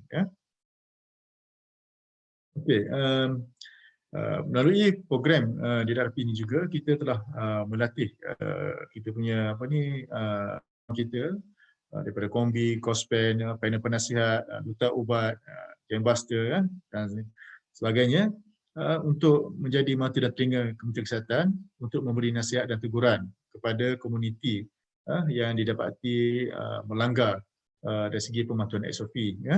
Tetapi walaupun begitu, mereka perlu bertindak dengan secara yang berhemah supaya tidak menjatuhkan air muka ataupun maruah orang yang ditegur. Sebab itu mereka telah dilatih dan saya percaya Jabatan Kesihatan di Kedah melalui cawangan pendidikan kesihatan mereka telah mengadakan latihan kepada sekolah-sekolah ini yang dikenali sebagai ejen kesihatan komuniti ini untuk sama-sama membantu kita semua dalam membawarkan maklumat dan juga memberi teguran untuk pematuhan SOP. Jadi mereka telah berdampingan dengan Kementerian Kesihatan dah lama. Jadi mereka telah tahu ahli tuju Kementerian Kesihatan dalam perkara ini dan insya-Allah mereka akan dapat membantu kita dari segi penyampaian maklumat. Okey. Okay, ini mungkin tindakan-tindakan yang boleh dibuat oleh kita punya komuniti kita, ejen kita ataupun pemilik premis kita lah. Jika ada mereka yang tidak mematuhi SOP, mungkin boleh tegur mereka ataupun boleh tidak tidak membenarkan mereka masuk dalam premis dan sebagainya lah. Itu adalah kuasa kepada pemilik premis. So pemilik premis perlu menjalankan tanggungjawab dengan sebaiknya supaya mereka tidak bersubhat lah jika berlaku pelanggaran SOP. Jadi mereka perlu betul-betul ikhlas untuk membantu kerajaan, di samping kerajaan juga membantu mereka untuk menghidupkan kembali pusat pelancongan ini. Okay. So untuk maklumat-maklumat yang selanjutnya mungkin boleh diperolehi melalui aplikasi Messenger juga untuk FAQ untuk mereka dapatkan bantuan apa lagi fungsi yang sama ada dalam Messenger sendiri ataupun maklumat-maklumat berkaitan dengan COVID-19. So dalam Messenger ini memang cukup lengkap. InsyaAllah dia akan boleh link dengan banyak perkara yang boleh memberi bantuan kepada komuniti lah. So ini adalah QR code yang boleh diimbas oleh komuniti untuk dapatkan maklumat-maklumat lanjut sepanjang mereka bercuti ini, sebab mungkin mereka ada perkara-perkara yang ingin dirujuk, mungkin ada perkara yang mereka ingin dapatkan dengan kadar segera, so mereka boleh merujuk pada laman web tertentu melalui imbasan QR code yang dipamerkan ini. Okey, Tuan Moderator, begitulah sedikit sebanyak yang saya kongsikan untuk menggerakkan komuniti kita ni untuk menghadapi satu inisiatif baru kerajaan dalam melaksanakan travel bubble ini di Pulau Langkawi. Okey, itu sekian, terima kasih. Assalamualaikum warahmatullahi taala wabarakatuh. Assalamualaikum warahmatullahi wabarakatuh. Terima kasih Azman atas perkongsian tadi tentang pembukaan komuniti dan pemberian nombor baru. Jadi kita dapat lihat tadi apakah peranan tuan-tuan, individu sama ada individu, keluarga dan komuniti dalam kita nak membantu dalam memutuskan rantaian COVID-19 ini. Terima kasih sekali lagi pada yang bahagian Azman bin Rashid daripada bahagian pendidikan kesihatan Kementerian Kesihatan Besar Jaya. Baik tuan-tuan dan puan, seterusnya sampai kita ke panel yang ketiga, yang terakhir kita pada petang ni. Saya nak mempersilakan dulu di talian. Assalamualaikum Tuan Syed. Waalaikumsalam warahmatullahi wabarakatuh. Alhamdulillah Tuan Syed masih bersama kita. Jadi saya nak silakan Tuan Syed, kita nak cakap tentang aspek kita jaga kita ni. Bila cakap tentang aspek jaga kita ni, sebenarnya dah sinonim dengan kita ni Tuan Syed. Tapi kita melihat bahawa saban hari masih berlaku peningkatan kes-kes COVID-19. Jadi mungkin saya nak beri ruang kepada Tuan Syed untuk berkongsi tentang tajuk kita pada petang ni, hashtag kita jaga kita. Jadi silakan bagi Tuan Syed. Yusof bin Haji Ahmad, beliau merupakan pegawai PAS agama yang amat Menteri Besar Kedah. Jadi silakan Tuan Syed. Terima kasih. Bismillahirrahmanirrahim. Assalamualaikum warahmatullahi wabarakatuh. Alhamdulillah alladzi bi ni'matihi tatimmus salihat walhamdulillahi ala kulli hal. Asyhadu an la ilaha illallah wahdahu la syarikalah wa asyhadu anna Muhammadan abduhu wa rasuluh. Allahumma salli ala sayyidina Muhammad wa ala alihi wa sahbihi ajma'in. Allahumma ja'alna minal ladzina yastami'una al-qaul fayattabi'una ahsanah. Allahumma ajirna minan nar. Allahumma amin. Yang saya hormati Tuan Nur Hasmadi Muhammad Nur selaku Tuan Moderator kita pada petang ini dalam webinar Gelembung Pelancongan Langkawi dalam peranan komuniti dalam pencegahan COVID-19. Panel pertama yang berbahagia yang berusaha Dr. Sunita Abdul Rahman merupakan Dr. Sunita Abdul Rahman merupakan Ketua Penolong Pengarah Kanan Unit Kawalan Penyakit Berjangkit Jabatan Kesihatan Negeri. Panel yang kedua kita Tuan Azman Abdul Rashid selaku Ketua Pengarah Cawangan Mobilisasi Komuniti Bahagian Pendidikan Kesihatan Kementerian Kesihatan Malaysia Jauh di Putrajaya. Tuan-tuan, pegawai perubatan, pegawai kanan, Jabatan Kesihatan Negeri, seterusnya tuan-tuan dan puan-puan, semua yang hadir dalam webinar kita, saya dipahamkan ramai daripada frontliner dari Langkawi, kerana program ini adalah gelembung pelancongan Langkawi. Tentu sekali yang akan terlibat paling ramai dalam program kita petang ini adalah daripada bumi Langkawi ini.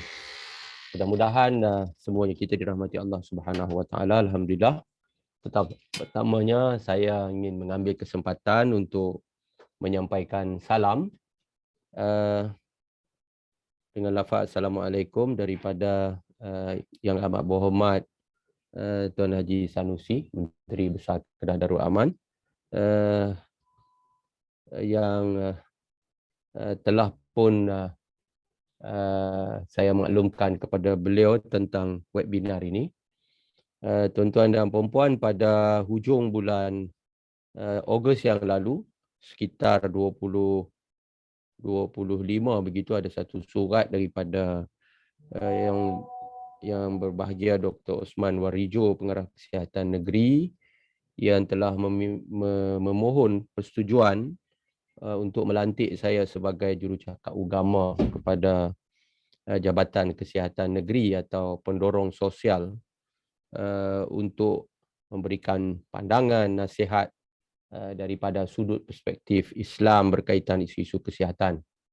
Jadi persetujuan Yang Amat Berhormat Menteri Besar adalah merupakan satu manifestasi kepada kesungguhan kerajaan negeri untuk bersama-sama dengan Jabatan Kesihatan Negeri Kedah bersama dengan seluruh frontliner untuk memastikan perjuangan kita bagi mendepani satu wabak yang sangat dahsyat ini, wabak COVID-19, di mana kita masih bertarung dengannya, dan kita sudah pun menerima hakikat bahawa kita sedang berpindah daripada era pandemik kepada era endemik. Kita sedang menerima bahawa dia sedang berada di celah-celah kita, di antara kita, dan saya ingin untuk mengambil kesempatan ini mengucapkan terima kasih banyak kepada Jabatan Kesihatan Negeri di atas kesudian untuk melibatkan saya di dalam bersama-sama dengan frontliner, ya, untuk memastikan bahawa seramai mungkin, khususnya rakyat negeri Kedah Darul Aman, untuk bersama-sama dengan kita, kerana frontliner ini sudah tidak boleh lagi dilihat dibebankan di atas bahu mereka yang berada di dalam bidangnya, khususnya kawan-kawan di Jabatan Kesihatan, di Kementerian Kesihatan, di hospital, di klinik, para petugas keselamatan, PDRM, tentera, rela, ya, dan sebagainya. Tetapi kita nak sedarkan masyarakat kita bahawa kini sudah tiba masanya semua kita menjadi frontliner.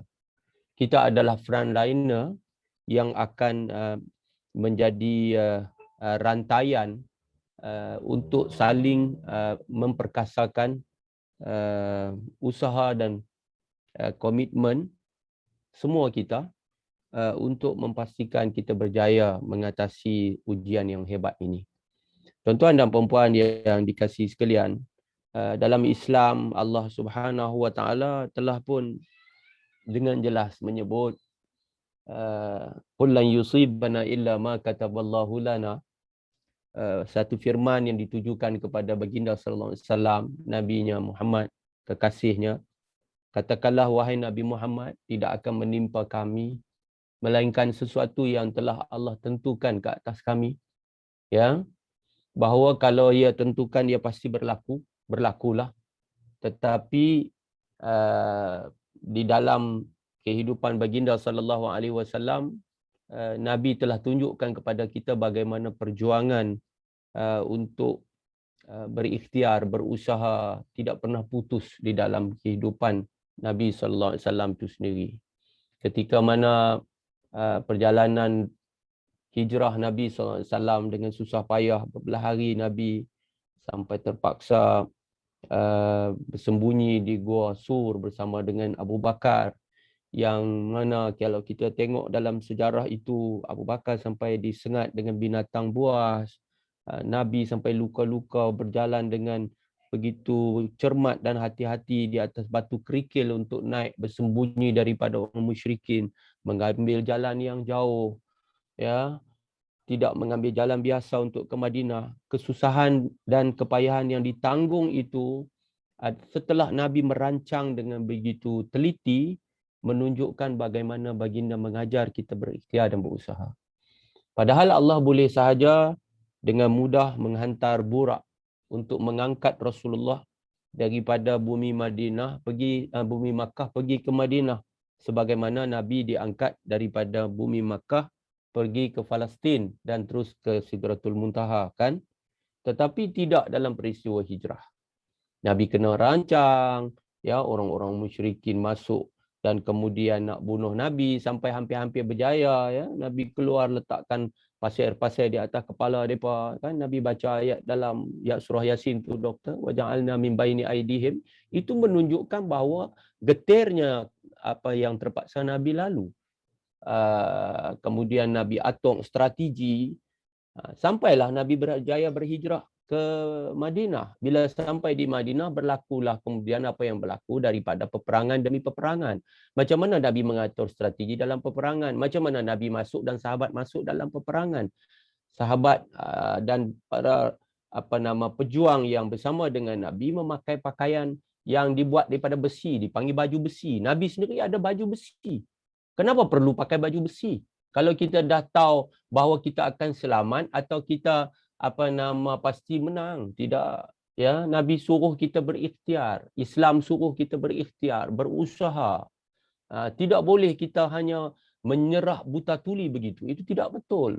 Ya. Dakwaan bahawa kalau kita nak kena, memang kita akan kena. Itu salah.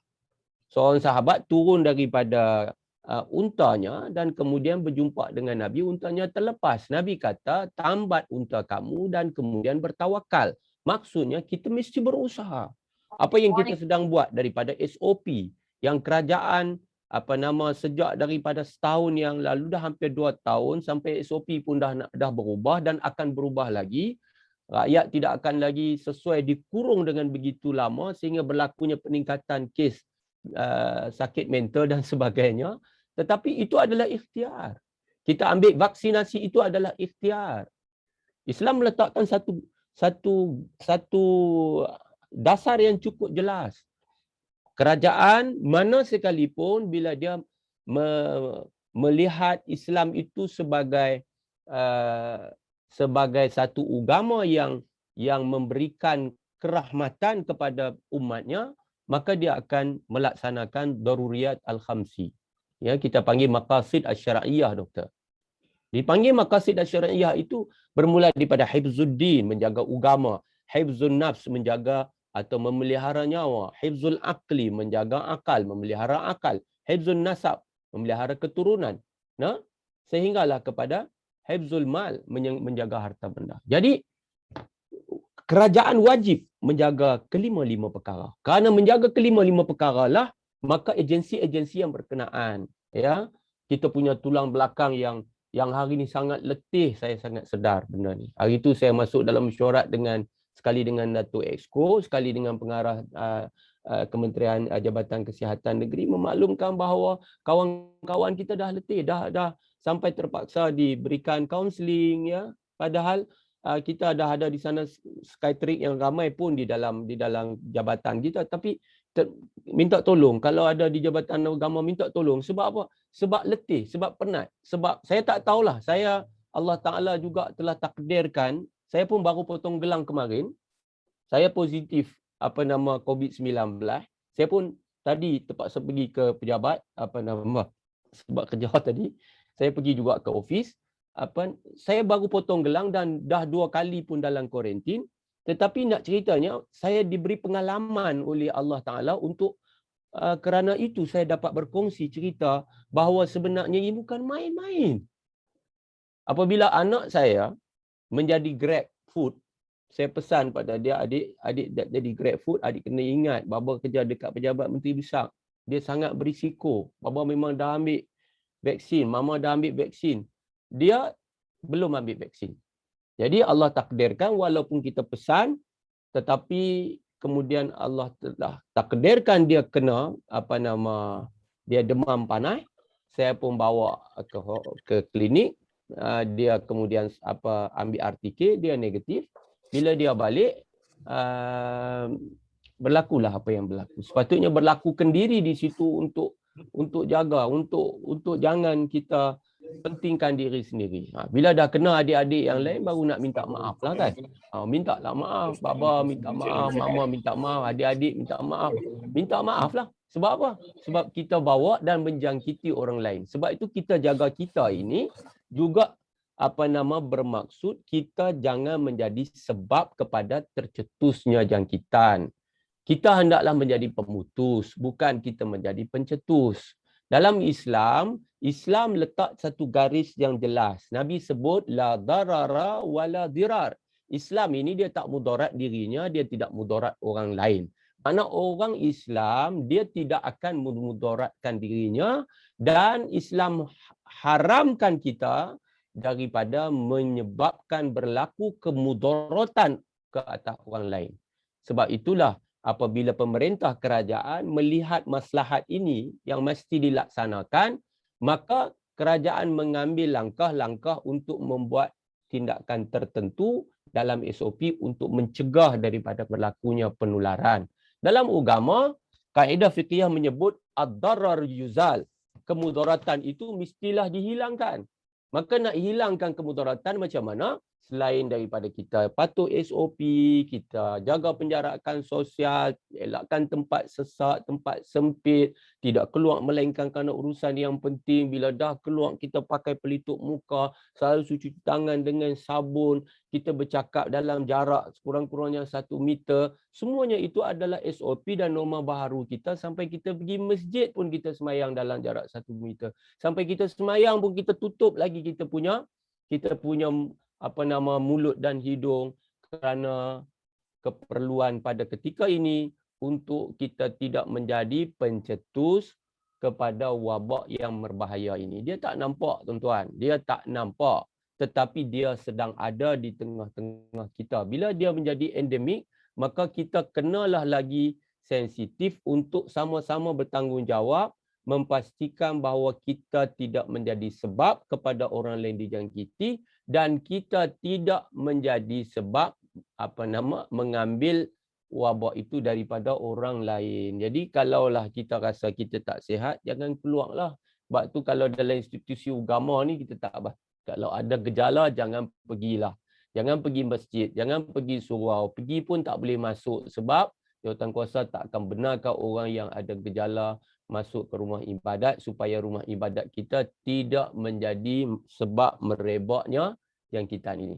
Okey, balik dalam konteks Langkawi. Saya nak sebut kepada semua frontliner di Langkawi, kawan-kawan yang berada dalam semua agensi yang telah dibentangkan oleh Dr. Sunita tadi, daripada pejabat daerah, daripada LADA, daripada PDRM, daripada pejabat agama pun ada tadi, daripada semua sekali akan terlibat menjadi frontliner, menjadi sebahagian daripada jentera task force untuk kita menerima tetamu yang ramai.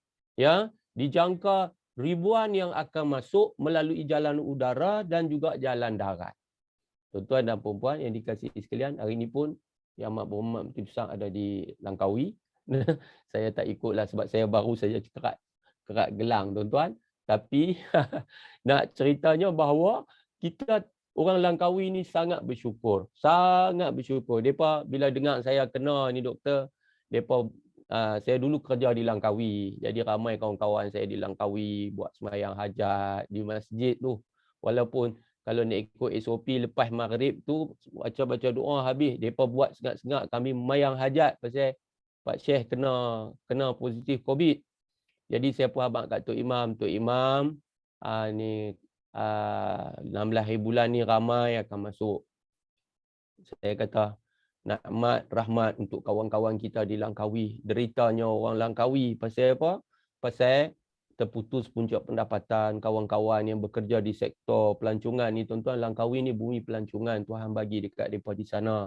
Ya, nikmat yang besar Tuhan bagi, yang dengan sebab wabak COVID ini ramai yang putus punca pencarian. Sampai Tok Imam kata kami ni boleh bagilah kit makanan, duk buat bungkus-bungkus. Banyaklah dalam Korea. Satu Korea saja, saya tak sebutlah Korea mana kan. Tapi tu dia punya banyak. Korea tu dekat Kuah. Dia tak boleh kira, bukan kata mesti duduk Korea di sebelah Pasir Hitam tu saja, kita kata belakang sana. Tak. Dekat Kuah pun tak peduli. Sebab apa? Mereka dah beli kereta, mereka dah beli rumah, mereka nak kena bayar rumah, kena bayar kereta. Tiba-tiba isteri pun berhenti cuti tak ada gaji, dia pun kena berhenti juga. Maka keadaan sangat getir sekali. Jadi orang Langkawi sangat bersyukur sebenarnya apabila gelembung pelancongan ini dibuka julung kalinya oleh Kerajaan Persekutuan kepada bumi Langkawi Permata Kedah. Jadi saya harap kepada semua sekali, bagi pihak kerajaan negeri, kepada semua sekali orang-orang kita di Langkawi, syukur nikmat yang Allah bagi dengan sama-sama menjadi rangkaian kepada semua agensi yang ada di sana sebagai task force. Walaupun kita ni orang awam, orang biasa, kita akan tetap tidak menjadi sebab kepada keadaan menjadi buruk, kerana yang kita harap bukan yang macam tu. Kita tak mengharapkan orang yang di luar tu masuk membawa musibah. Kita harap mereka masuk membawa nikmat. Allah kata la in syakartum la azidannakum, kalau kamu syukur aku tambah lagi nikmat. Jadi syukur, kita jaga akhlak kita dengan Allah elok-elok. Jangan kalang kabut orang pakat mai masuk kalut sampai tak semayang, tak mau. Jangan sampai kita ini kufur nikmat Allah. Tapi janganlah sampai kita mengabaikan tanggungjawab kita. Contohlah, saya nak abang contoh. Masjid surau saya cukup percaya. Dalam Kedah kita ni masjid dia cukup jaga punya sampai tak bagi. Kalau tak boleh masuk, hang tak boleh masuk, tak boleh masuk. Tapi hak yang lain ni, maksud saya apa? Maksud saya bila orang mai dia nak beli, nanti dia nak masuk, dia nak apa, dia buat masuk duit. Nak masuk masjid, depa bukan kena bayar, masjid tak kena bayar, masuklah. Kan? Betul kan? Tapi kalau dia nak masuk pusat kraft umpamanya, dia nak masuk premis-premis jualan umpamanya. Pada ketika itu tanggungjawab siapa yang nak halang kita jaga kita ini? Tanggungjawabnya adalah tanggungjawab pemilik premis. Teruklah, takkan polis nak kena ada tiap-tiap premis, berapa banyak premis yang ada di bumi Langkawi. Teruklah, takkan juga penguasa nak kena ikut, semua tak boleh macam tu. Maknanya pemilik premis kena bertanggungjawab menyediakan semua keperluan. Apa dia? Apa benda tu orang panggil apa? Hak duduk suluh kepala tu. Apa tu? Itulah hak suluh kepala tu. Tak ingat Tuan Azman. Tak apalah, kira hak tu lah. Lembat suhu. Hak duk scan tu. Hak tu pemilik premis lah kena sedia. Takkanlah orang hak mai tu pula nak kena sedia. Tak betul lah. Jadi pemilik premis kena sedia. Jadi pihak berkuasa tempatan, pejabat daerah ke, lada ke, penguatkuasa, kena bertegas kalau sekiranya premis-premis ini tidak memberikan kerjasama untuk memastikan yang masuk itu. Kita dah lepas, mereka dah sampai daripada luar. Di luar ni, kesihatan dah screen mereka ni semua. Ada 2 dos dah, ada 2. Lepas masuk pergi Langkawi. Lepas masuk pergi Langkawi, mereka nanti ramai. Bila ramai, dia pergi ke premis tu. Katalah dia pergi, nak masuk satu kedai. Dia nanti nak kena scan. Senang ya, scan ni adalah ni, scan MySejahtera tu. Nanti dia record lah tahun tu. Betul Tuan Azman kan? Jadi bila dia, premis tu, tidak menyediakan apa yang secukupnya, menyebabkan ada orang terlepas masuk, dia nanti boleh tahu orang ni scan tak scan lagi. Jadi sepatutnya dia kena tempatkan pekerja di premis tu untuk memastikan yang masuk mesti setelah di scan. Saya teringat waktu satu masa saya pergi ke Langkawi, saya pergi ke Pasar Raya Ismail Group. Pasar Raya Ismail Group tepi hotel dia. Saya nak masuk. Memang ketat. Nak masuk dia ketat. Sebab dia kena lepas skrin nak masuk tu. Satu, lepas tu kena beratung. Lepas tu nanti nak masuk dalam pula. Satu lagi pula.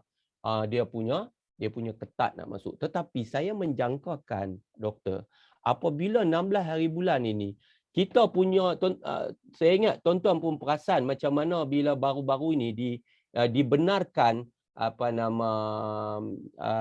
di sebelah Lembah Kelang, kan, mereka dibenarkan rekreasi dibuka, sungai, laut dibuka, pantai dibuka.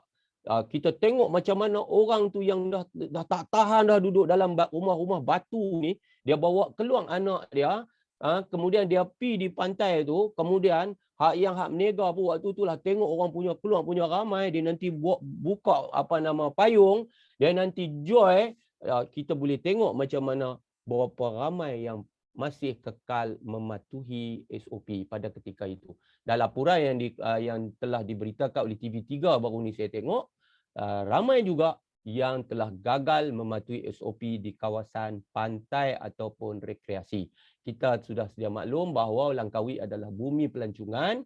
Di sana ada banyak pantai yang cantik, kan? Walaupun nama dia Pasiak Tengkorak, tapi pantai Pasiak Tengkorak tu cantik, tuan-tuan. Pantai Cenang cantik. Jadi pantai-pantai di Langkawi ayaknya sangat cantik. Jadi saya menjangkakan berlaku kesesakan di sana.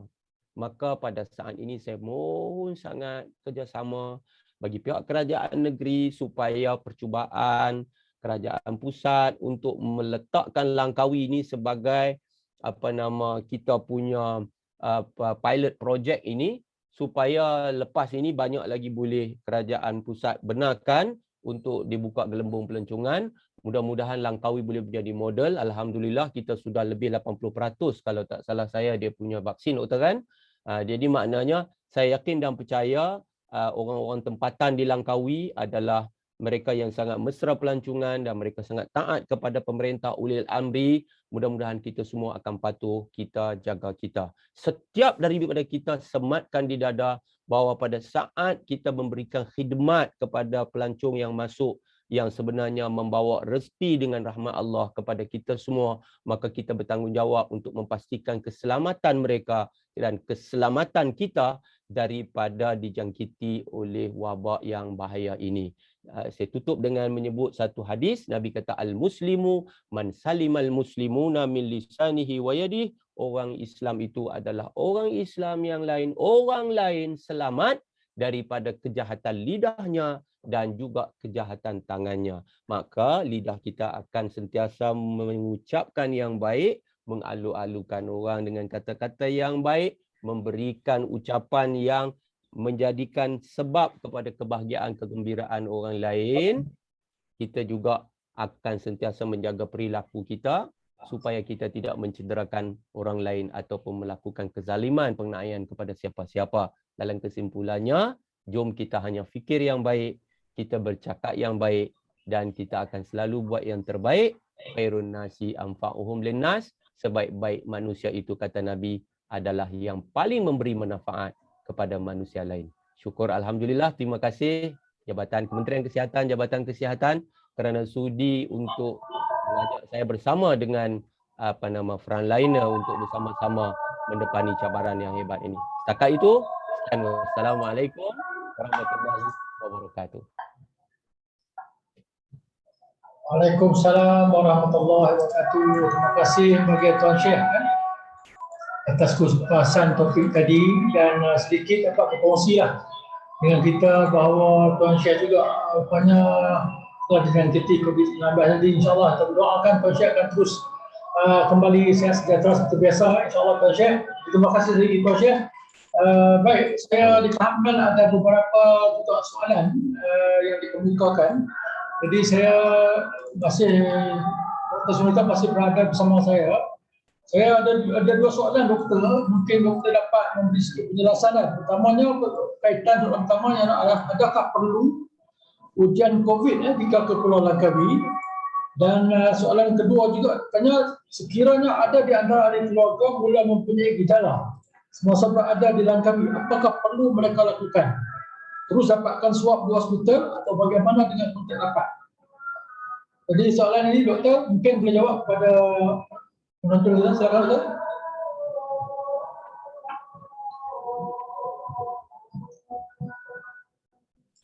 Terima kasih atas soalan yang ditujukan ya. Jadi seperti mana yang diwawarkan dalam kenyataan media oleh Kementerian Kesihatan Malaysia, iaitu gelembung pelancongan domestik bajet rintis Langkawi keperluan menjalani ujian COVID-19 sebelum berlepas ya. Ini yang kenyataan media yang baru dikeluarkan oleh kita punya Menteri Kesihatan yang berbahagia Khairy Jamaluddin ya, pada 15 September menetapkan keperluan untuk diadakan ujian ya sebelum berlepas ke Pulau Langkawi seperti mana yang diwawarkan. Maksudnya di situ untuk memastikan yang hadir ke Pulau Langkawi ini adalah negatif ya ataupun bukannya kes positif COVID seperti yang mana kita wawarkan, dan juga mereka juga bukannya kontak rapat dan mempunyai risiko yang rendah dan juga telah completed vaksin second dose ya. Itu yang diwawarkan. Perinciannya akan dikeluarkan oleh Kementerian Kesihatan Malaysia ya. Jadi kalau kita tengok untuk yang diwawarkan keperluan itu disarankan untuk dilakukan RTK antigen ataupun PCR dalam tempoh 48 jam sebelum berlepas ya, bagi yang berumur dewasa ya. Bagi kanak-kanak pula salingan di pintu masuk iaitu berumur 6 tahun dan ke bawah memadai dengan melakukan salingan bergejala di pintu masuk ya. Jadi ini yang baru dikeluarkan, perinciannya akan dikeluarkan oleh Kementerian Kesihatan Malaysia. Okey, untuk seterusnya soalan berkaitan gejala Ya. Okey, sekiranya pengunjung kita berada di Langkawi ya dan mempunyai gejala seperti mana yang kita wawarkan, mereka boleh walk in ya. Tidak perlu appointment ke klinik kesihatan kita, mengikut destinasi yang paling dekat lah. Kita ada klinik kesihatan Kuah, kita ada klinik kesihatan Padang Mat Sirat, ya, kita ada 4 klinik kesihatan di situ. Dan sekiranya mereka tidak sihat, mereka juga boleh datang ke bahagian kecemasan di Hospital Langkawi ataupun Hospital Sultan Maliha, ataupun mereka juga boleh hadir ke 14 klinik swasta di Langkawi untuk melakukan pemeriksaan ataupun ujian ya. Untuk di klinik kesihatan kita mempunyai kapasiti yang seperti mana yang saya wawarkan.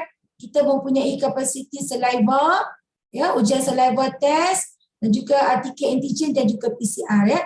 Dan ujian-ujian ini boleh kita berikan perkhidmatan kepada yang bergejala ni, selalunya tidak perlu untuk bayaran ya, untuk fasiliti kesihatan kita. Manakala untuk yang family members tu kita akan uruskan mengikut keputusan daripada yang bergejala swab tersebutlah. Di sini kita masih menggunakan SOP yang untuk pengurusan sikit COVID dan juga yang disyaki. Ya, jadi kita memang telah mempunyai kesiapsiagaan untuk yang kita jangkakan untuk kes-kes begini ya.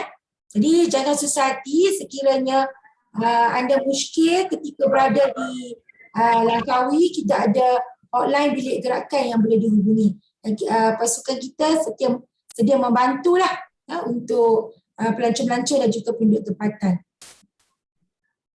Baik, terima kasih Doktor atas jawapan yang telah dikemukakan. Terima kasih juga kepada Puan Mariatul dan juga Cik Hussein atas soalan yang dikemukakan tadi kan. Baik, rasanya tuan-tuan dengan soalan tadi kita dah sampai ke penghujung acara tuan-tuan. Kita berlayar ni, kita dah hampir sampai ke muara kan.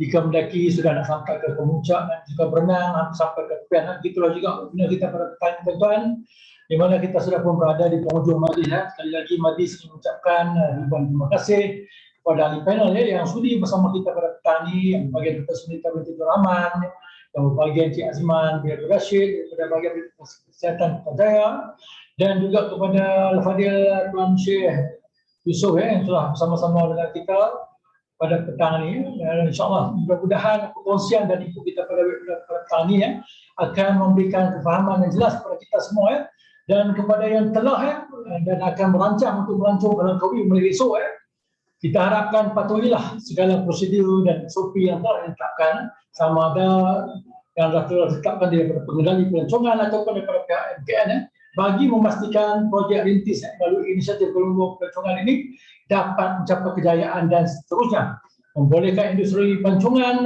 dibuka semula. Ingat berjaya atau tidak program ini bergantung kepada anda semua yang akan ke Langkawi. Ayo sama-sama kita jayakan slogan hashtag hijaukan semula Langkawi, dan jangan lupa sentiasa amalkan norma baru dalam kehidupan seharian.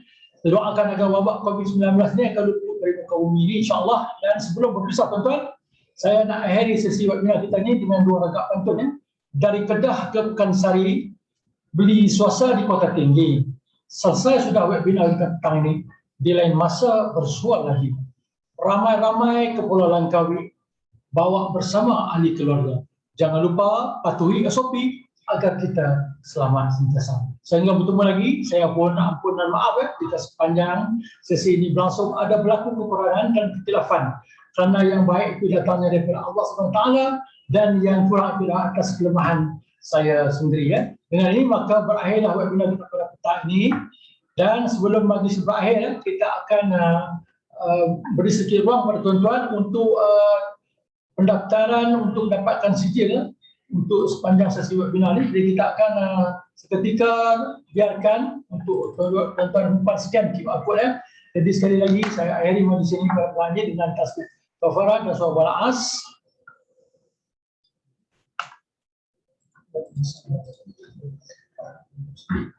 Sekian, wabillahi taufiq wal hidayah. Wassalamualaikum warahmatullahi wabarakatuh. Hingga kita jumpa lagi. Sekian. Waalaikumsalam warahmatullahi wabarakatuh. Terima kasih. Terima kasih semua. Terima kasih. Assalamualaikum. Warahmatullahi.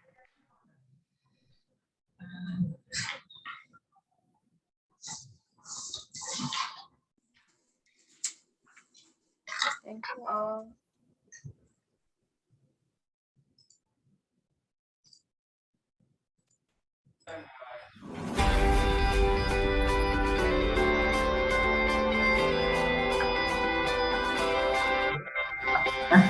Tiap hari penuh cabaran, menghadapi ketidaktentuan. Lindung diri, lindung semua. Norma baru reality, kita semua akan menghadapi. Lindung diri, lindung semua. Lindung diri, lindung semua.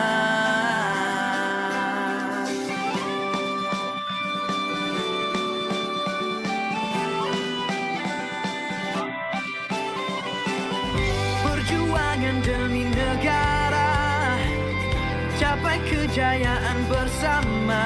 Lindung diri, lindung semua. Marilah kita bersama, vaksinasi akan menyelamatkan kita.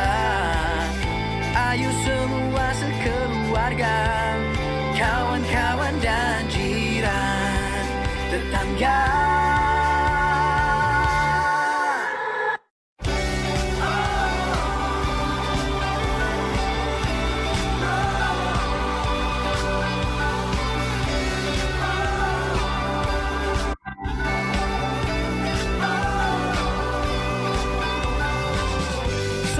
Usaha imunisasi, kita semua akan menghargai. Lindung diri, lindung semua. Lindung diri, lindung semua.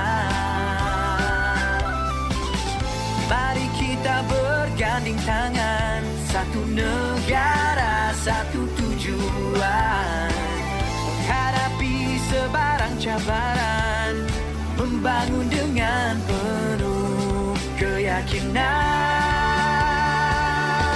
Yeah! Apabila kita berjaya, semua selamat dan ceria. Lindung diri, lindung semua. Lindung diri, yeah. Lindung semua.